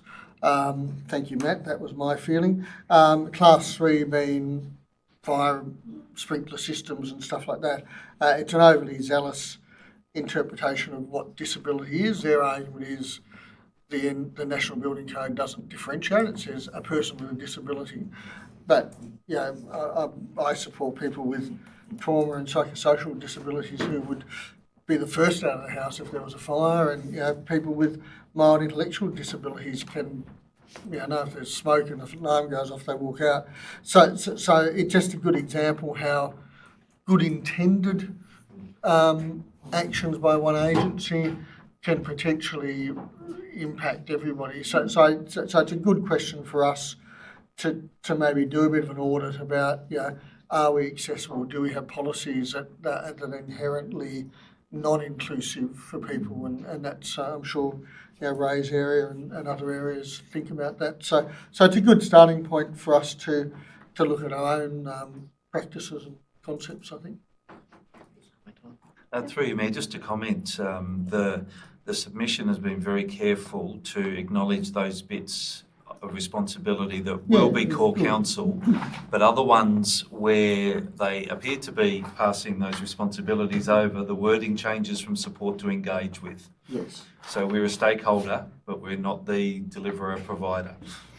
Yeah, and look, I did pick up that nuance, and that there are absolutely things that we have to deliver inclusively, but I think the risk also is that the government, you know, increasingly under budget pressure, wants to get out of a whole heap of service provision, and they're quite happy. But yeah, even in the design of our new childcare centre, you know, what are we making sure? And I know, you know, councillors around the table support family members with disabilities, so we're all very aware of that, and we've done, you know, great things like the pool at Huonville. You know, that is a really good standard of disability inclusion there and stuff. So I think we are doing good things. We have to write our own inclusion plan, I think, don't we? At some point, under the legislation, I think we're captured under the Act. I think so. Yeah, as a government, I know GBEs were, but I can't remember if they put local government in either. But Says the government must create. yeah, so the government's got an overarching one, and every department, Yeah. every GBE. I'm not sure if they're rolling out to local government as well, but if they haven't already, they possibly will. Yeah. But anyway, I think it's a good paper that highlights a lot of the issues and does it really sensibly in many areas. So well done, Matt, for your team. Lyle's team. Lyle's team. Oh, sorry, Lyle. I should have thrown you the compliment. Well done, Lyle's team. All right. Okay, do we have any? Yes? Sorry, thank you, Matt. Just a quickie. So with our council housing, do they all have like a level of disability livability? Is that what you would say? Yeah, accessibility. Accessibility? I can't speak for. As in like bathroom sizes, able to fit a wheelchair in, doors opening, sliding, rails, just... I doubt it. I don't believe they are all to the modern standard, because it's generally the requirements is when you Yeah, the carry out standard a that would be, renovation, you yeah. bring them to a modern standard. Yeah. And also our facilities, they're not, I don't believe they're designed or positioned as the all accessible facilities here, given that it's used for effectively social housing purposes. Yep. It's a different kind of category. It'd be nice if, when they were renovated, we could actually just try and bring them up to a better standard, because there are a lot of people, and I mean, I suppose a lot of our people that use them are older people that have.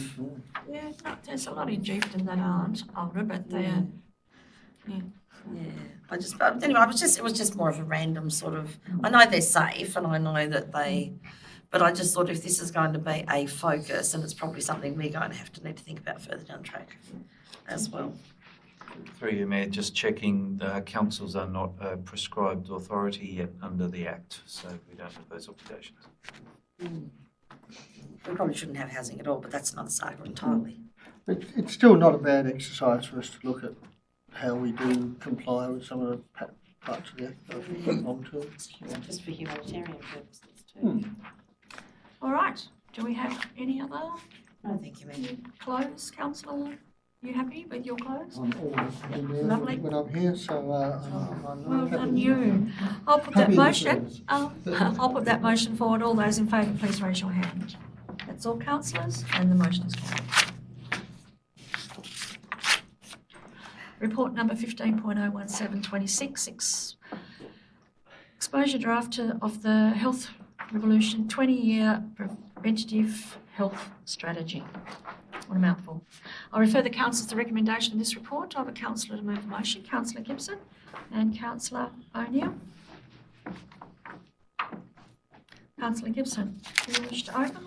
Yes, thanks, Mayor. Well, I applaud the state government if they invest in preventative health. I think it's really bang for your buck. Our submission added a lot into the methodology, talking about community and place-based methods. And as I mentioned earlier, the livability framework sort of showed up and wove itself through our suggestions, and I think they were very constructive. So yeah, let's hope they. Yeah. Thank you. Do I have any other? Yes. Oh yeah, I think this is one of our biggest challenges as a society, physical and mentally active, keeping people that way inclined. And I think as a community we will place to lead on that, but it's still a massive challenge to get people away from their social media and sort of living a false life rather than doing simple, easy, not just simple things that really are about living. So I think it's very important. I seen a post today from the PCYC that they had a member of the community that wanted to start walking more, and they started at a very low level, and today I think they walked 2 kilometres on the walking machine, which was amazing. You know, so you're right, Dave. It's just Simple things, but it's simple things, but hard it's things to get into sometimes. and it was probably someone that you wouldn't predominantly see in a PCYC. So it was a brave thing to do to start with, but to complete the challenge was great. So It was always a determined few.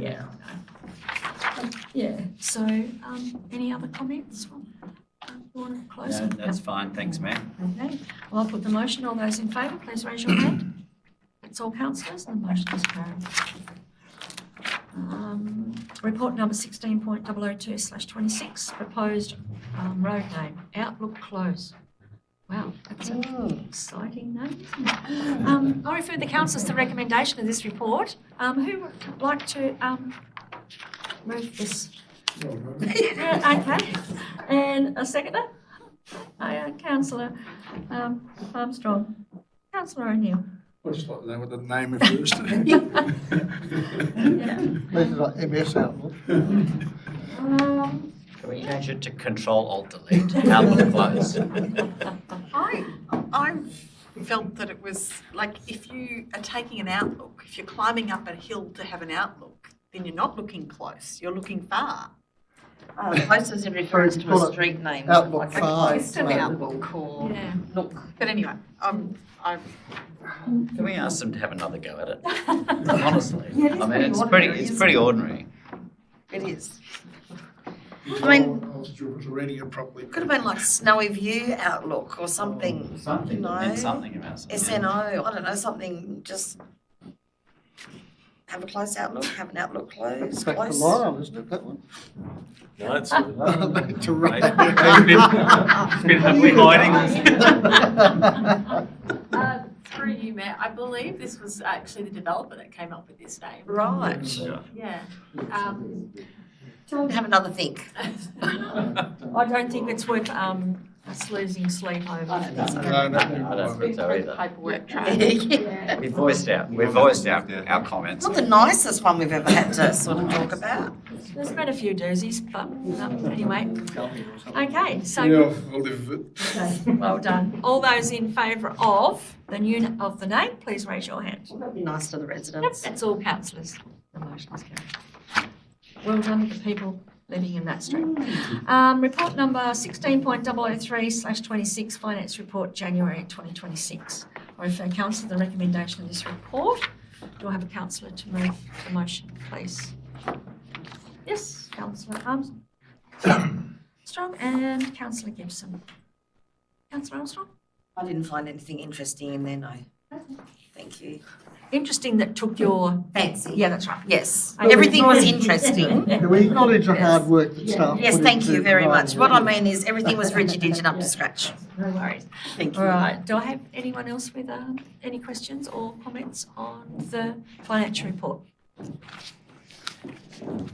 So, Mayor, so we're now halfway through the year with this report, I suppose.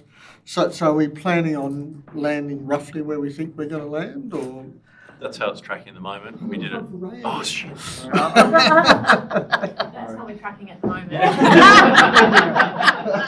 Well done. Yeah. Okay. All right, do we have any I'll just add other? one thing. Look, we did a process of variations in Yeah, and Um, the one's coming up in March. And we've got the next one in March, so yeah, that'll be the next sort of significant thing. But yeah, it's tracking pretty close, apart from the variations we've already noted, but they're cancelling one another out. So, All right. Okay, no other comments and nothing else to comment, councillor Armstrong? No, but it's good to see it's all sort of coming together, isn't it? Like, it's pleasant. Lovely. Pleasant, you can take that back. I was mortified. All right, okay, so all those in favour of this motion, moving this motion, please raise your hand. That's all councillors, and the motion is carried. Report number 17.002/26, the consultant's draft strategic asset management plan 2026. I've got councillor's recommendation. Do I have someone to move the motion? Yeah, councillor Rosie and councillor Gibson. Do you wish to open on it? Thank you, Mayor. A really well written and detailed document. I think I recall at least one workshop, if not two, where we've been discussing the transition, which I welcome. It makes sense. I would just like to maybe ask a question or two of clarification and maybe refreshing my memory, as it's a while back since we had it in the workshop. We're talking about consolidation of assets. That makes sense for some. We had the discussion about, we don't want pocket parks all over the place. We rather have, one park that is a feature park or like a destination park, and that's easier to maintain. And, so I understand how the concept of consolidation applies to assets like that. There are obviously others that don't work that well. To be consolidated, like say bridges, we can't consolidate, or maybe there are examples where we could consolidate two bridges and just use one really big one. But so how does that, is there a plan, or has there been any thought put in how big the potential of consolidation in which areas is? And what's the component there? And then the other one that I thought would be good to clarify is, when we're talking about focusing on outcomes rather than just maintaining, what does that mean in practice? Thank you. Through you, Mayor. The first, when we talk about consolidation probably is probably the focus the word into be optimization, and consolidation is part of optimization. So consolidation means reduce the number or combine multiple into one to serve the same purpose, or reduce the level of service. That's really depends on what's council's appetite in that space. And some assets like bridges, you cannot combine two into one, make a bigger one, then suddenly having two properties using that bridge. But also that's raised the question, a typical question is, we have some bridges that serving single property, and that's valued over with over probably couple $100,000 as a bare minimum just to replace them. And that's probably raised the question is, would that be in the public interest for council to keep maintaining a bridge like that? And versus some roads that currently may not get maintained by council, or despite, there's a good example, there's a road called maintained by council, and actually owned by council but not maintained by council, but with multiple residents, compared to a kilometer or two gravel roads only serving one or two properties. So that's where, no matter which way we go, is we put the public interest and the community's interest in the middle, and that's probably our only criteria is whether that's provide the most benefit to the community and the reasonable or affordable price. So that's the optimization, that's the principle. And for different assets, you would have different approach to consider how we do optimization, like say marine facilities. And maybe a usage is a good indicator whether that's value for money or not, compared to pool. We know we probably never going to make money from it, but that's a critical community service that is a council's decision that how much council or the community willing to subsidize every year to keep it open. So those are the questions. Probably, I don't have a one blanket approach that can answer all the questions. All come to the nature of individual assets. Yeah, I think it just wondering how, if there's an understanding or an idea of which proportion, but that's probably difficult to kind of figure out anyway, given the nature of all those different assets. But anyway, I just picked up on that and couldn't quite recall anymore how this works in detail. So thank you for clarifying, and All right, yes, Councillor Gibson. Well, I found it quite sobering reading, just looking at all of our assets and with the the population base that we have, and I think this is a really important body of work that we're going into, and I think that rationalising our assets as much as we possibly can is a very sensible approach. Yeah. Through you, Mayor, just to make a comment, you may recall at the workshop, we talked about some of the underlying financial viability concern for councils around Australia is the councils have gone past that tipping point where they now, ratepayers are just there, they're just funding the depreciation of assets effectively is what they do. If we want to keep maintaining services for people as opposed to servicing assets, we need to make decisions like this. And it doesn't mean it's a blanket, it's got a one size fits all. There are the complexities that Councillor Mrozek was talking about, but we need to go through that. We need to be committed to asking ourselves, is this future fit? Does this still meet the function, the intended function, and changing functions? How do we prioritise this and prevent ourselves becoming just a slave to accepting the status quo of maintaining assets? And I mean, a close to home example is a Taswater. You have these things, you just keep maintaining. They just keep getting more and more expensive.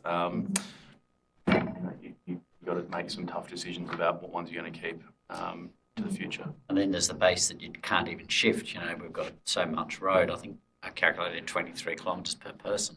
Yep. And you compare that to Hobart or a city urban environment, it's just like, there's nothing we can do about that. That's the cost of doing business. That's the underlying cost of all of our services is the distributed population that we've got. Which is lovely. In the flip side of it is it's lovely. Of course, and we've all made a decision to work to live. We have, very much so. And I'd rather our however many kilometres compared to Hobart's ratings. So do I have any other comments then? No? You want to close? Thank you, Mel. Well, I'll move that motion. All those in favour, please raise your hand. That's all, councillors. The motion is carried.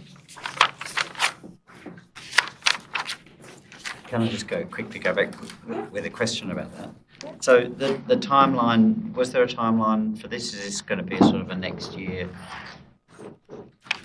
to start actually digging in and making?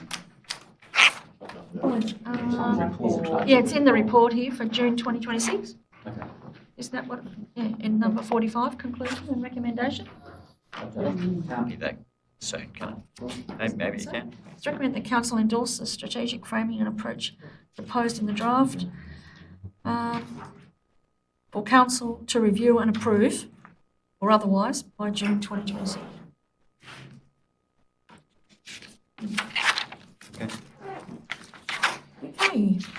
Report number 18.008/26, Annual General Meeting Resolution Transport Needs. I refer the councillors to the recommendation of this report. Do I have a councillor to move the motion? Councillor Armstrong, and seconder, Councillor O'Neill. Councillor Armstrong, do you wish to speak to this motion? No Problems? Do I have any other comments or questions? Yep. Yeah, I was at the circular economy Huron transport discussion on last Saturday, with a cast of thousands. Monday. Was it Monday? That's right, it was too. Yeah, I knew I was aware I wasn't. Yeah, I guess I remember you answered a question about that, and saying that council is not in the business of providing transport, but the way I see it, as the road builder and maintainer, I think we're a very, very big partner in the current transport system. And I guess I didn't sort of see that reflected. I wondered whether we, in this, whether we should have a point in here, you know, acknowledging that, and I'm open to suggestion though, if you don't think that's. I actually would point you to paragraph 30 in the report, which talks about where we could make our impact.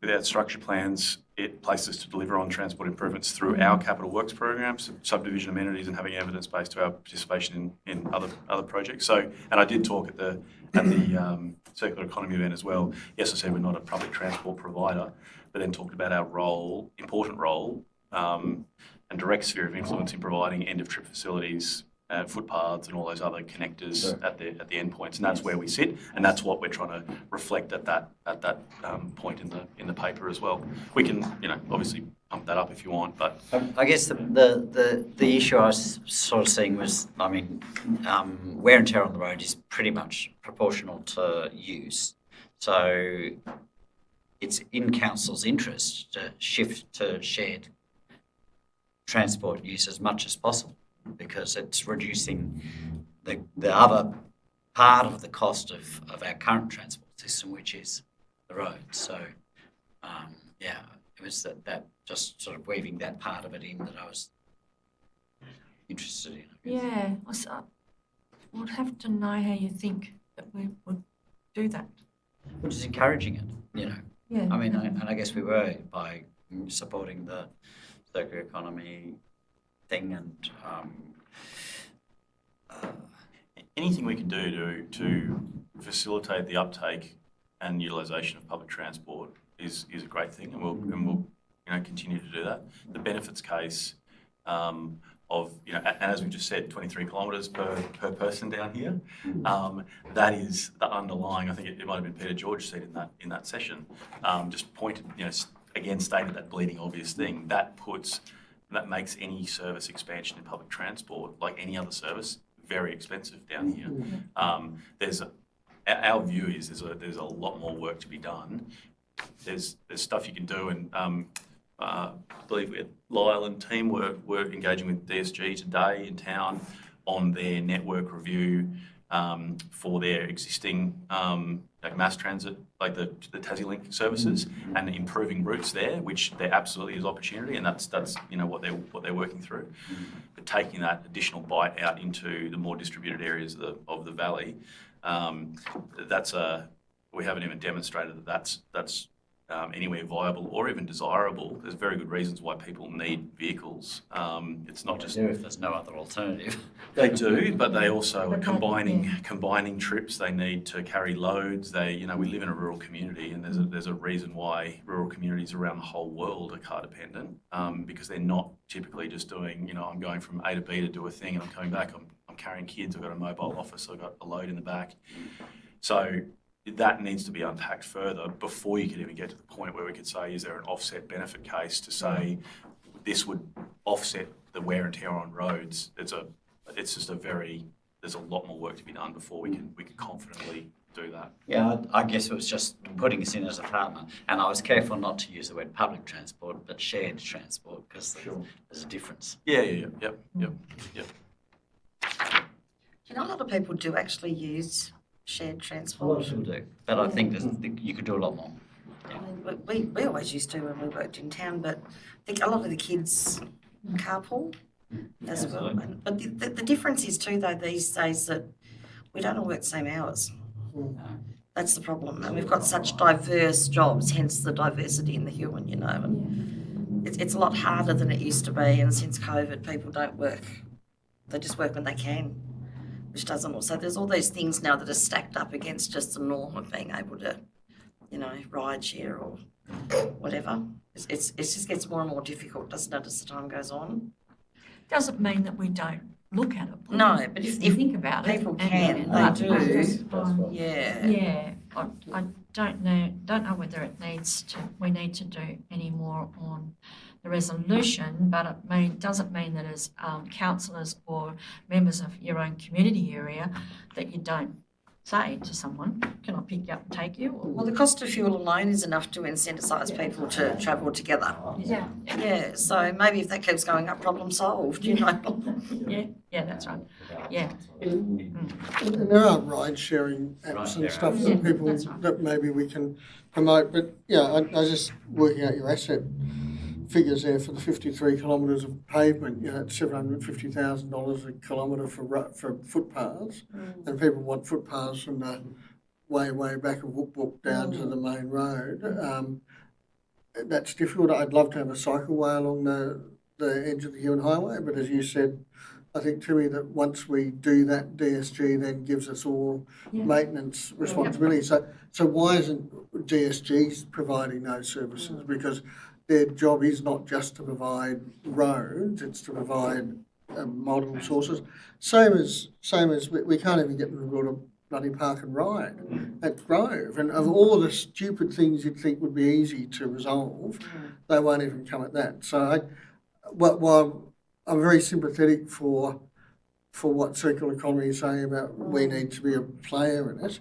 A, we don't have the resources, and B, I'm sick and tired of, frankly, of doing state government work for them, because the provision of a cycleway along a highway should clearly be built in, like when they did the bypass road, that they did, Link Road, they sort of half put the cycle path in and then ended it at the end of Flood Road there, but at least they're trying to do that, so why aren't they retrofitting that stuff? And maybe that's what we can ask for, but separate to the AGM motion, I'll provide written feedback on the circular economy event on Monday. And like we work with any group down here, happy to continue to work with them, but we'll be directing them towards where they can put the work in on their piece that they're passionate about, to build an evidence base for what would be to refine their ask, and we'll help them with, is that realistic? And only if it becomes a realistic proposition would I provide a recommendation to council to say, I think this is something that we should be advocating for, but we can help them work on that. But it's separate to going and doing this study. We're doing enough in our sphere as it is. Sometimes, Can I give one example? Just, I don't want to drag the point, but today's meeting with DSG, Frank and myself were there representing, and obviously they're looking at maximising and improving the efficiency of the current it's Tassie Link, but it's the full bus system network. And it was interesting that one of the key things we were answering is what can council do? It was one of the key focus areas. It was understanding what is our role in that, and structure planning came out strong. We talked about the hub here in terms of trying to, through Reimagine Huonville, there's opportunity for us to look at that and go, how do we make that somewhere that isn't, behind the shops and has no passive surveillance, it encourages, poor behaviour. It's about redesigning that. Again, that's in our sphere of control. The other interesting thing was some of the assumptions that were being made, and I cast your mind back to the Community Views survey, which talked about, we had a question that we requested to be put in, which was, which of the following do you find yourself needing to leave the Huon Valley to access? Which is a critical point, because it's not about it's public transport is one thing, but if you look at the broader picture, it's why are people needing to travel to Hobart? And interestingly, while their assumption was work was being the primary thing, if you look at the data, shops, so department stores, retailers, that was 78% of people put that as number one reason why they're leaving. Then healthcare, then leisure, then events, then only work at 39%. So you can see there's data there, and they were very interested in that and going, okay, we want to see this data. And, obviously I was like, of course it's there, and we'll provide it to you as publicly available. But it's interesting and that's where we're focusing in structure planning, is going, okay, we've got to, let's look at our commercial precincts and how we can diversify our commercial offerings in the retail space.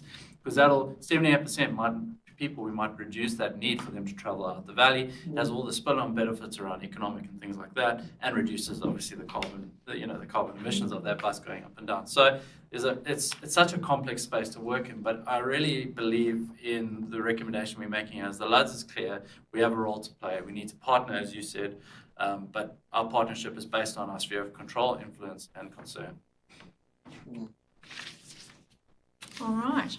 Do I have any other comments on that, or you don't need to know more? Okay. Well, I'll put that motion forward. All those in favour, please raise your hand. That's all councillors. The motion is carried.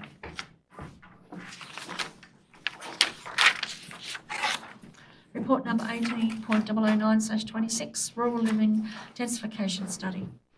I refer the councillors a recommendation. Do I have someone to move the motion? Yes, Councillor Jessup, and a seconder, Councillor Mosey. Thank you, Mayor. I did do a bit of spruiking of this on my social media and got all sorts of comments out, largely positive, and a reflection from people maybe who live in some of the neighbouring areas about the difference that our approach is to work with the community for something that clearly the community wants. Certainly this came out of my experience, particularly in listening to many of the ratepayers during the LPS process, and about hearing a desire sometimes to densify their places, but also just hearing that it's, and even came up today in one of the comments somebody asked on social media is, so if I've got a 15-acre block that's D, can I carve off 5 acres and keep the 10 acres or hectares and no, clearly you can't because it's all D. So I think this report does a couple of things that I think are really important. It says that council is open to densifying existing areas. I think the horse has bolted on if we turn other land into this class, and I think that's pretty clear from what the consultants found is, and I don't necessarily want rural land or agricultural land being turned into urban land in the middle of nowhere. So I think that's one clear message to the community, that if you want to work towards densifying your area, it's about what your community wants within that area. And there was a misunderstanding during the consultation was, so this is council's going to come in and subdivide our area. And quite clearly the report says, no, that's not what we want to do. And it's about what we're not closed to it, because the frustration during the LPS process was the Commission said, oh yeah, that sounds like a good idea, it looks like a hamlet, but you need a strategy. and I don't know how many times I heard the commissioners say that, and it was a real catch-22 for people. It was this sounds like it would be very sensible to have more density in that area, but we're not going to say anything until council has a strategy. So 3 years later, we now have what is a strategic document, I think, which clearly says to people, if your community wants to do it, I think it's honest, and it says it's not bloody easy. And that's quite clearly, and I might have put a slightly provocative post on Facebook today, which said, that, and I strongly hold this view, I think planners at a state level do not want rural development. The previous Stralis was very opposed to it. The current Stralis is a little bit nicer, but still not that positive on it.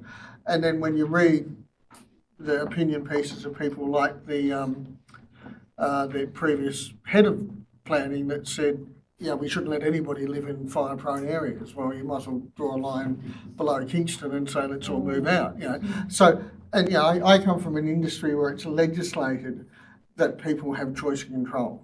You know, I get a $300,000 fine if I take people's choice and control away from them. Yes, planners say, oh no, you can't build there because there might be a fire coming through. Well, no, you can build there, but maybe you build there a brick bunker that looks like a bomb shelter. But if that's how you want to live, and if you understand that's your risks and you have to take responsibility, that's a good thing. So, but I think this report is really, really useful, in particularly in the tables at the back. It's very honest. It actually says these are the hurdles. These are the issues you need to confront. So I think, yeah, now maybe the public will look at the report and go, oh, that's just more bureaucratic gobbledygook and mumbo jumbo. I suppose the important thing to stress, this is not our mumbo jumbo. This is the state government's mumbo jumbo, the planning scheme's mumbo jumbo. This is, and that might get in the paper. This, on the other hand, is really about us saying to the public, this is the best pathway for you if you want to go down that path. But it's still going to be up to those people to put the application in. You know, we quite clearly are saying we're not going to go and fund planning submissions on your behalf to densify it, because as somebody again said in social media today, it probably doesn't make council any money because, you know, adding another hectare doesn't, you know, hugely increase the rate burden, but probably increases greater use of roads, as we're talking about, and asset. But it's about being honest with people and say, if that's how you want to live your life, we shouldn't be using a bureaucratic tool of saying there's no strategy to oppose that. So, yeah, it's up to individuals to work together, but I think the report's really well written. The consultations, I went to 2 or 3 of them. It was really well engaged, and I really did a great job pulling people together, and our staff who were there, and it was an enjoyable process to watch. But I still think the disappointment for me is anybody who wants to densify their hamlets, I think pushing a wheelbarrow up a hill, it's going to be pretty hard, I think. But yeah, this gives the best chance, I suppose. Okay. Yes, Councillor. Sorry, through me, it's the expense as well that people have to go through, you know, to get these things pushed through. And I yes, I appreciate that we've done a lot to give people that opportunity, but it still isn't going to solve their problems if they can't afford to meet criterias and jump through hoops and put in permits. And, you know, at the end of the day, it's still a grind, isn't it?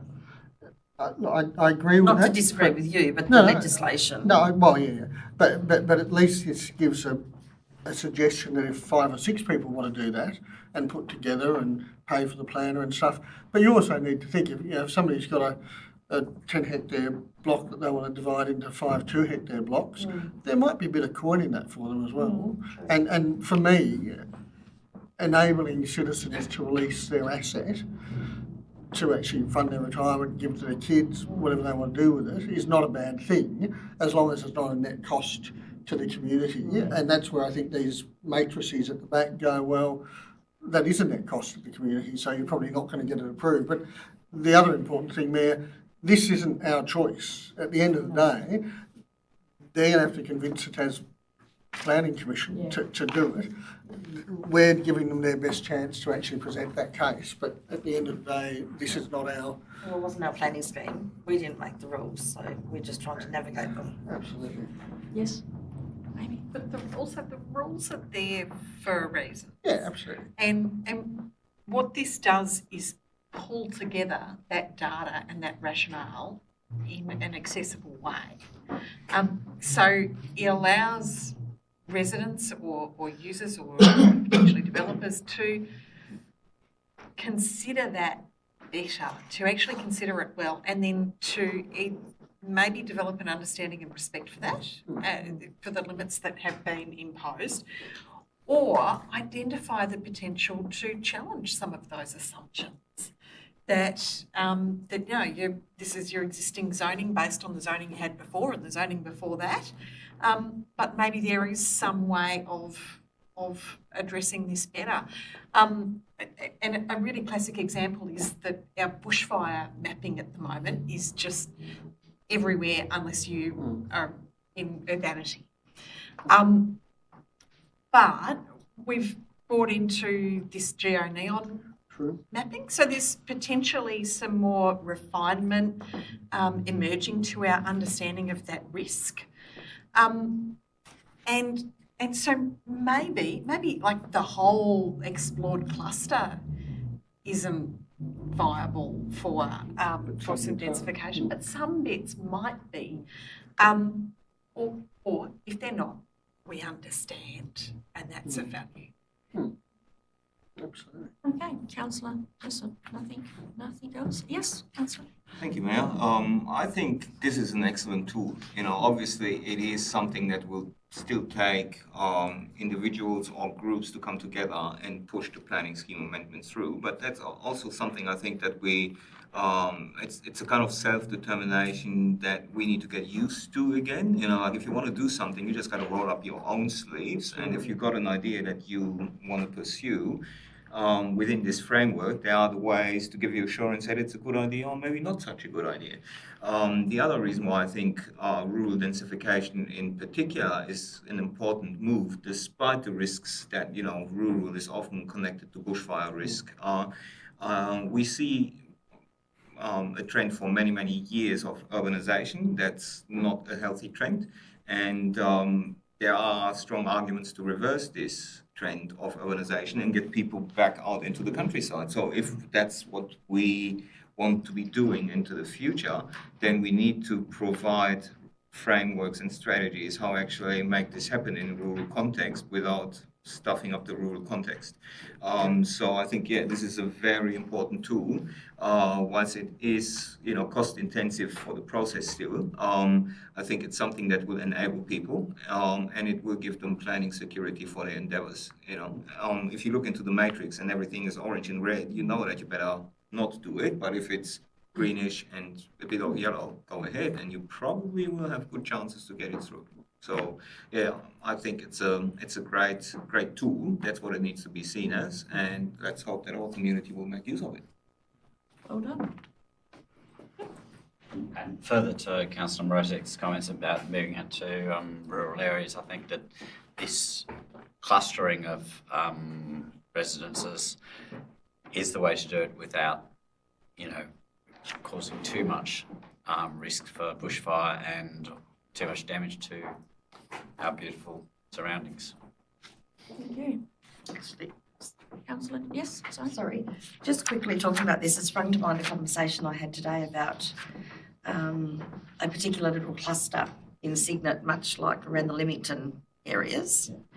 And that, like my generation, the next generation have all moved out, but their kids are coming back and buying the land and rebuilding and starting that whole little family cluster thing all over again. So that you just reminded me of that when you said about, building back into those little places and, buying property and subdividing, and they had that availability because the big properties were able to be subdivided. And so there is value in, that sort of arrangement. I thought, well, that's lovely because, you know, we're sort of starting a whole new circle of everything again. But yeah, it's kind of interesting, isn't it? Yeah. Yeah, they just want to go back to where they began, their forefathers, and have their own little spot. Sorry, that was it. Sorry, that was just I felt a bit like John Laws then, useless information, but interesting. Oh, no, Things no, made. Sorry. Sorry, apologise.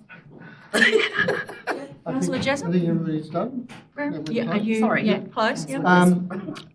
No, look, I think they're all very valid points, and I think we are living in a changing society where, you know, I've met many people who've working in Melbourne or Sydney or Amsterdam and have a little plot here and do it all by the internet. And, you know, Marinus Link is going to make the internet super fast, etc., etc. So all these things are fantastic, and I think we are living at a cusp of a changing demographic. The ability to have an acre or two, to have a little permaculture garden, etc., I think is a great thing that many people are looking for. They don't necessarily want 10 hectares for a pony. You know, so I think there is an opportunity. We're meeting demand. What surprised me is the number of clusters that we actually could identify, and I think if nothing else, that's given a communication to people to say, well, you are in an area that has an opportunity. So I think that the report's great. The consultants and staff did a lot of work with the Planning Commission as well. So this is gospel, if as near to gospel as they'll ever give us, until they change their mind. But yeah, and I certainly hope that other councils can pick this up and use it as a planning tool throughout Tasmania, because it's certainly permissive, translatable there. So I commend the report, and well done to the staff and consultants who did it. It must be a headache. Thank you. All right, well, I'm going to put that motion forward. All those in favour, please raise your hand. It's all councillors, and the motion is carried.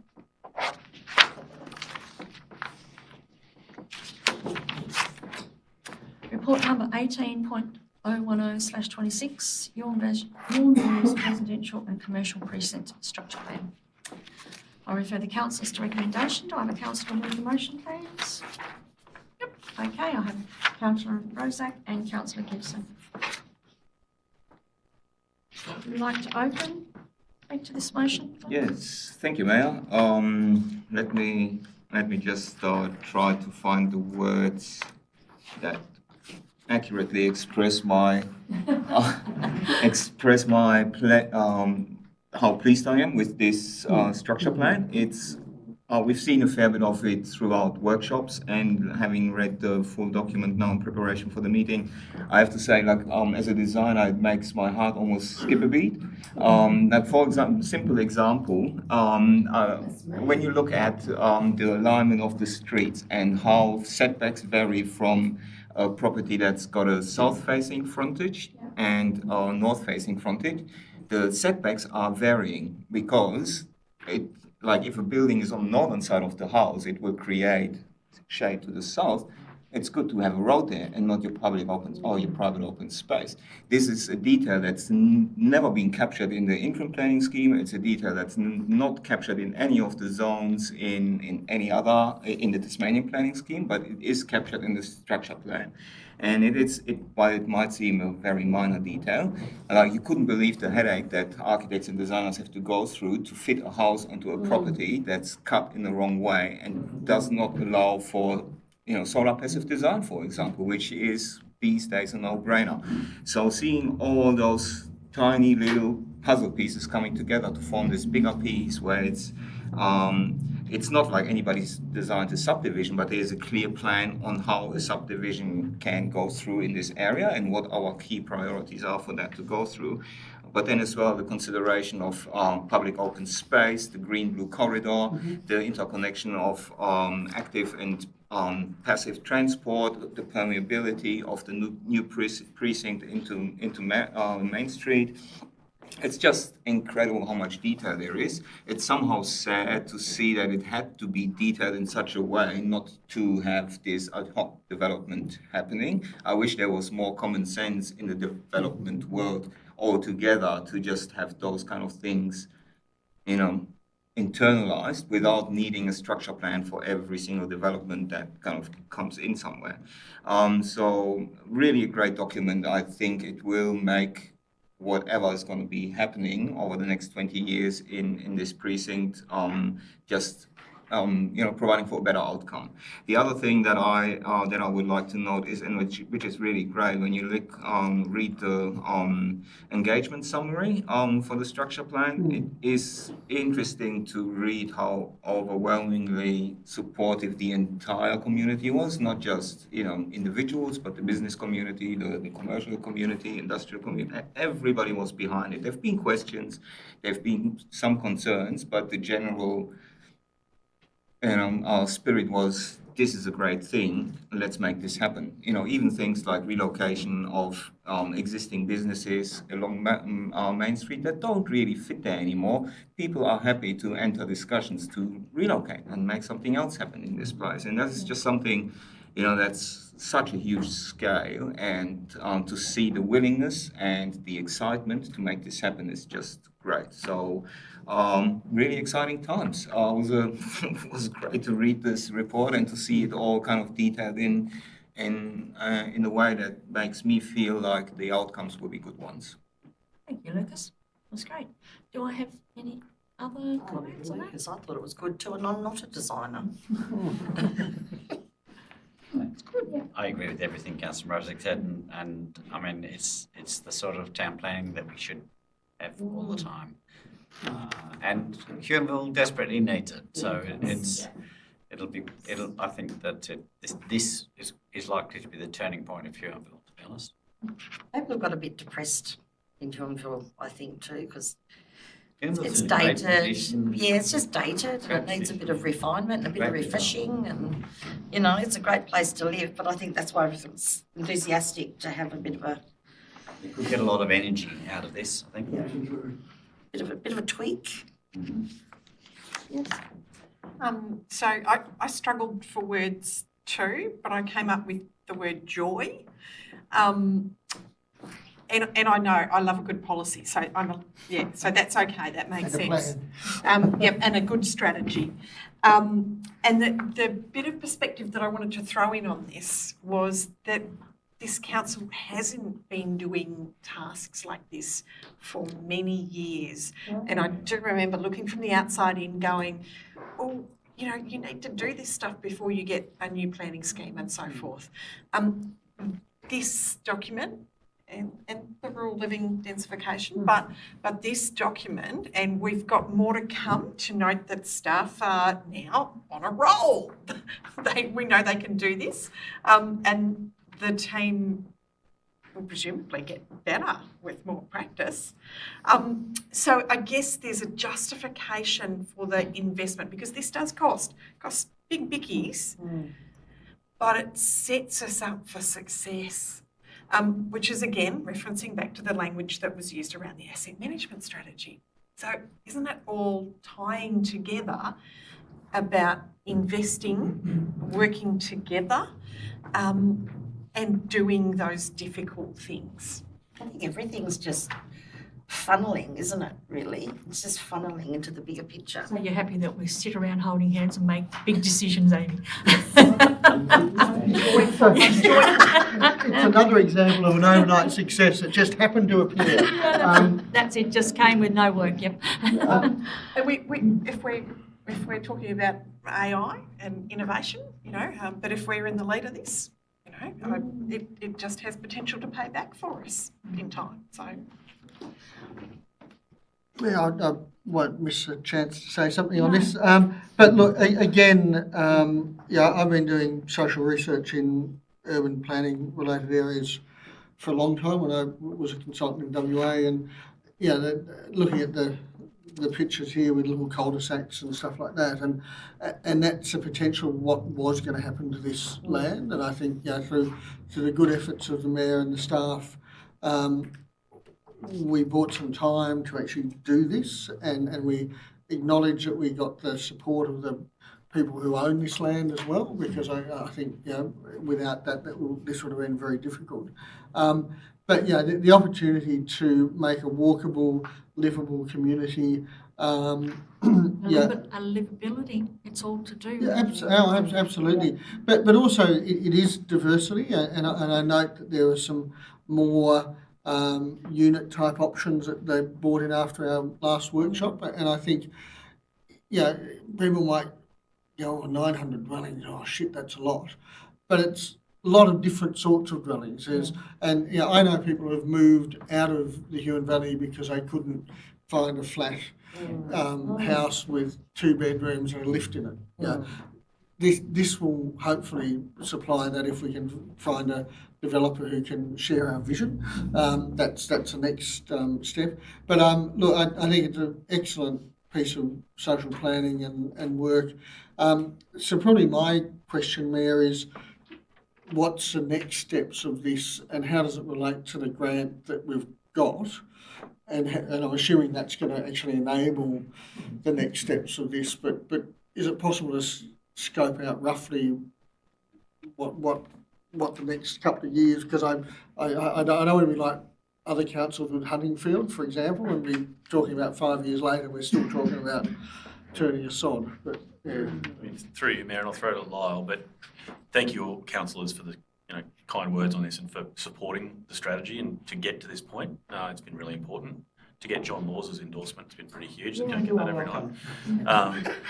But we said from the outset, and part of the deal, I suppose, was that these weren't just bookshelf documents. We needed to go through to the end to turn them in, to give them that statutory weight.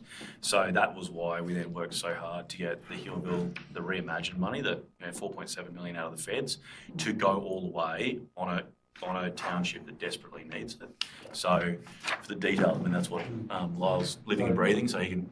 Yeah, so while I'm talking, I will acknowledge, so when we developed this plan, and likewise with Signet and any future plans we do, we had a working group of representatives of all aspects and areas of council, and I think that was telling in the output of this document. So I just want to thank all the members of that working group, the staff that were on it. In terms of next steps, Reimagine Huonville, you recall that the scope included this as one of the precincts, so developing the structure plan. Given the significant delays, I think 18 months now or 20 months, we just cracked on and got it done. So we put in a minor variation to the scope so that we can then do the SAPs, because that's the thing, is the next step in this journey. And admittedly, I've already sat, funny enough, with some of the developers that are working in that space and have already been using this plan, admittedly not endorsed a draft version, but they want to get a sense of what direction they're going to be heading in that space, which is fantastic. But really to embed it in the planning scheme and make it implementable, it's those specific area plans that need to be developed and embedded in our local provision schedule. So as part of Reimagine Huonville, we put in a minor amendment to allow us to then develop the SAPs using that funding. We already have a draft scope in place for both the broader project and the 2 SAPs to be developed. We're just waiting for that deed from State Growth, which is imminent. And that will be contracted out, I'm assuming, so there's probably a 6-month time scale to develop this. We did debate whether we're looking at different models. I wouldn't necessarily say the whole of concept would be contracted out because we have a lot of expertise in house. So yeah, I wouldn't put my hand on heart, but let's see where we land in terms of that minor variation, and that'll sort of set the direction. And then after the SAPs is... After the SAPs, yeah, bearing in mind that a lot of it is private land in the Huonville context, so obviously it's dependent on those landholders and developers, rolling out and meeting their objectives in terms of how they phase their development. Yeah. But certainly the stuff that's within our sphere of control, we will certainly be cracking on with. And there's no funding in that grant for head works, is there? In the Reimagine? Yeah. So no, there's not. There is a phase 2, but that's subject to some change depending on timing and things like that. But there is an implementation phase of this grant, but that's a reapplication. So once you complete your planning, then you reapply for that phase 2. Just like Devonport did. Yeah, exactly. And I think that's a good example for people to remember, that whole foreshore development and hotel and all that sort of stuff. And that's up to 50 million or something, isn't it? Yeah, so, That's correct. Yep. And they had a couple of goes at that as well. So not just one. How many did they, before we even got our sniffing? Yeah, I was having to ring up and say, congratulations. But good on them. That council got on with the strategic right. planning from a while ago, Yeah. and they had a vision and they saw it through, and they were consistent over, I think, 3 different Yeah. sets of councils. Yeah. So, and that's why it's so And they stuck important, with the way, this group is setting a direction, we stick to it, and we just, keep on till we get to the point where we can deliver this stuff. So we're on page 982, 3 and 4. There's a variation A, B and C, which is a 695 option, the 816 lot option and the 905 lot option. Have we been asked to sort of indicate which one we're keen on at this point, or is that going to be workshopped and... It depends. So one has to consider that right now we have data available to us in terms of what the housing demand look like, et cetera. But in the future, things change. So in terms of demographics, demand, et cetera, it depends on policies at the federal and state level. So what we're showing there is there's a bit of nuance in terms of how you can design this while keeping to the key objectives of what we're trying to do in that structure plan. But again, it's in how you draft the specific area plan and the provisions within that can sort of nuance between those 3 options. And again, it's depending on the context at the time of development of that tab. We're going to ask Councillor Morzak about what the demographic trends are. But I think as a hyper-ageing community, that more high-density living is obviously a bit of a no-brainer to me. But, All right, do you have any other, have you got any closing? Just a positive, note to finish. Again, great report. Compliments to our staff and everybody involved on it. I think it's a document that Huonville desperately needed, and I'm pretty sure that other townships or little towns in our municipal area will benefit of that as much as Huonville will do. So great work and exciting times to see a significant piece of strategic planning coming into fruition. Thank you. Well said. Lovely. All right. Well, if everyone's happy with that, I'll ask you to, all those in favour, please raise your hand. That's all, councillors. Motion's carried. Report number 18.011/26. Adoption of revised guidelines and assessment criteria for the Greg Norris Memorial Health Scholarship. Do I refer councillors to report? Do I have a councillor to move that motion? Councillor O'Neill and Councillor Robertson. Would you like to open on or have a comment on this? We all discussed it. I think it's an important scholarship with a long history in the council.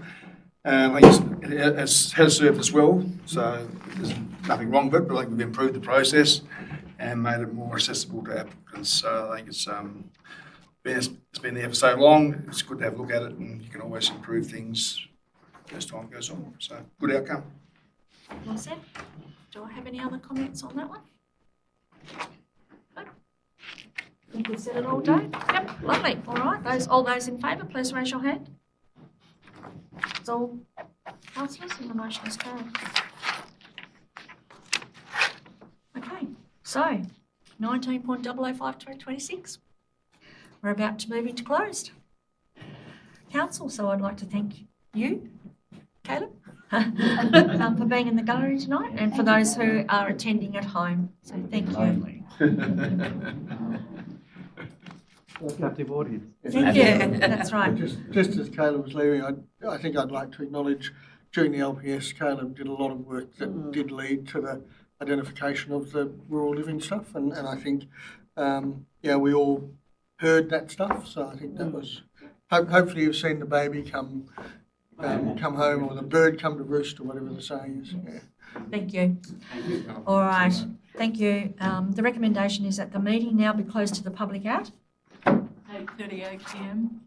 pursuant to Regulation 17 of the Local Government Meeting Procedures Regulations 2025 to discuss the following matters. Do I have a councillor to move a motion to go into closed? Councillor Armstrong, and a second to Councillor Thorpe. All those in favour, please raise your hand. That's all councillors. I advise that in accordance with Huon Valley Council audio recording of council meetings policy, recording of the open session of the meeting ceased at 8:39 p.m.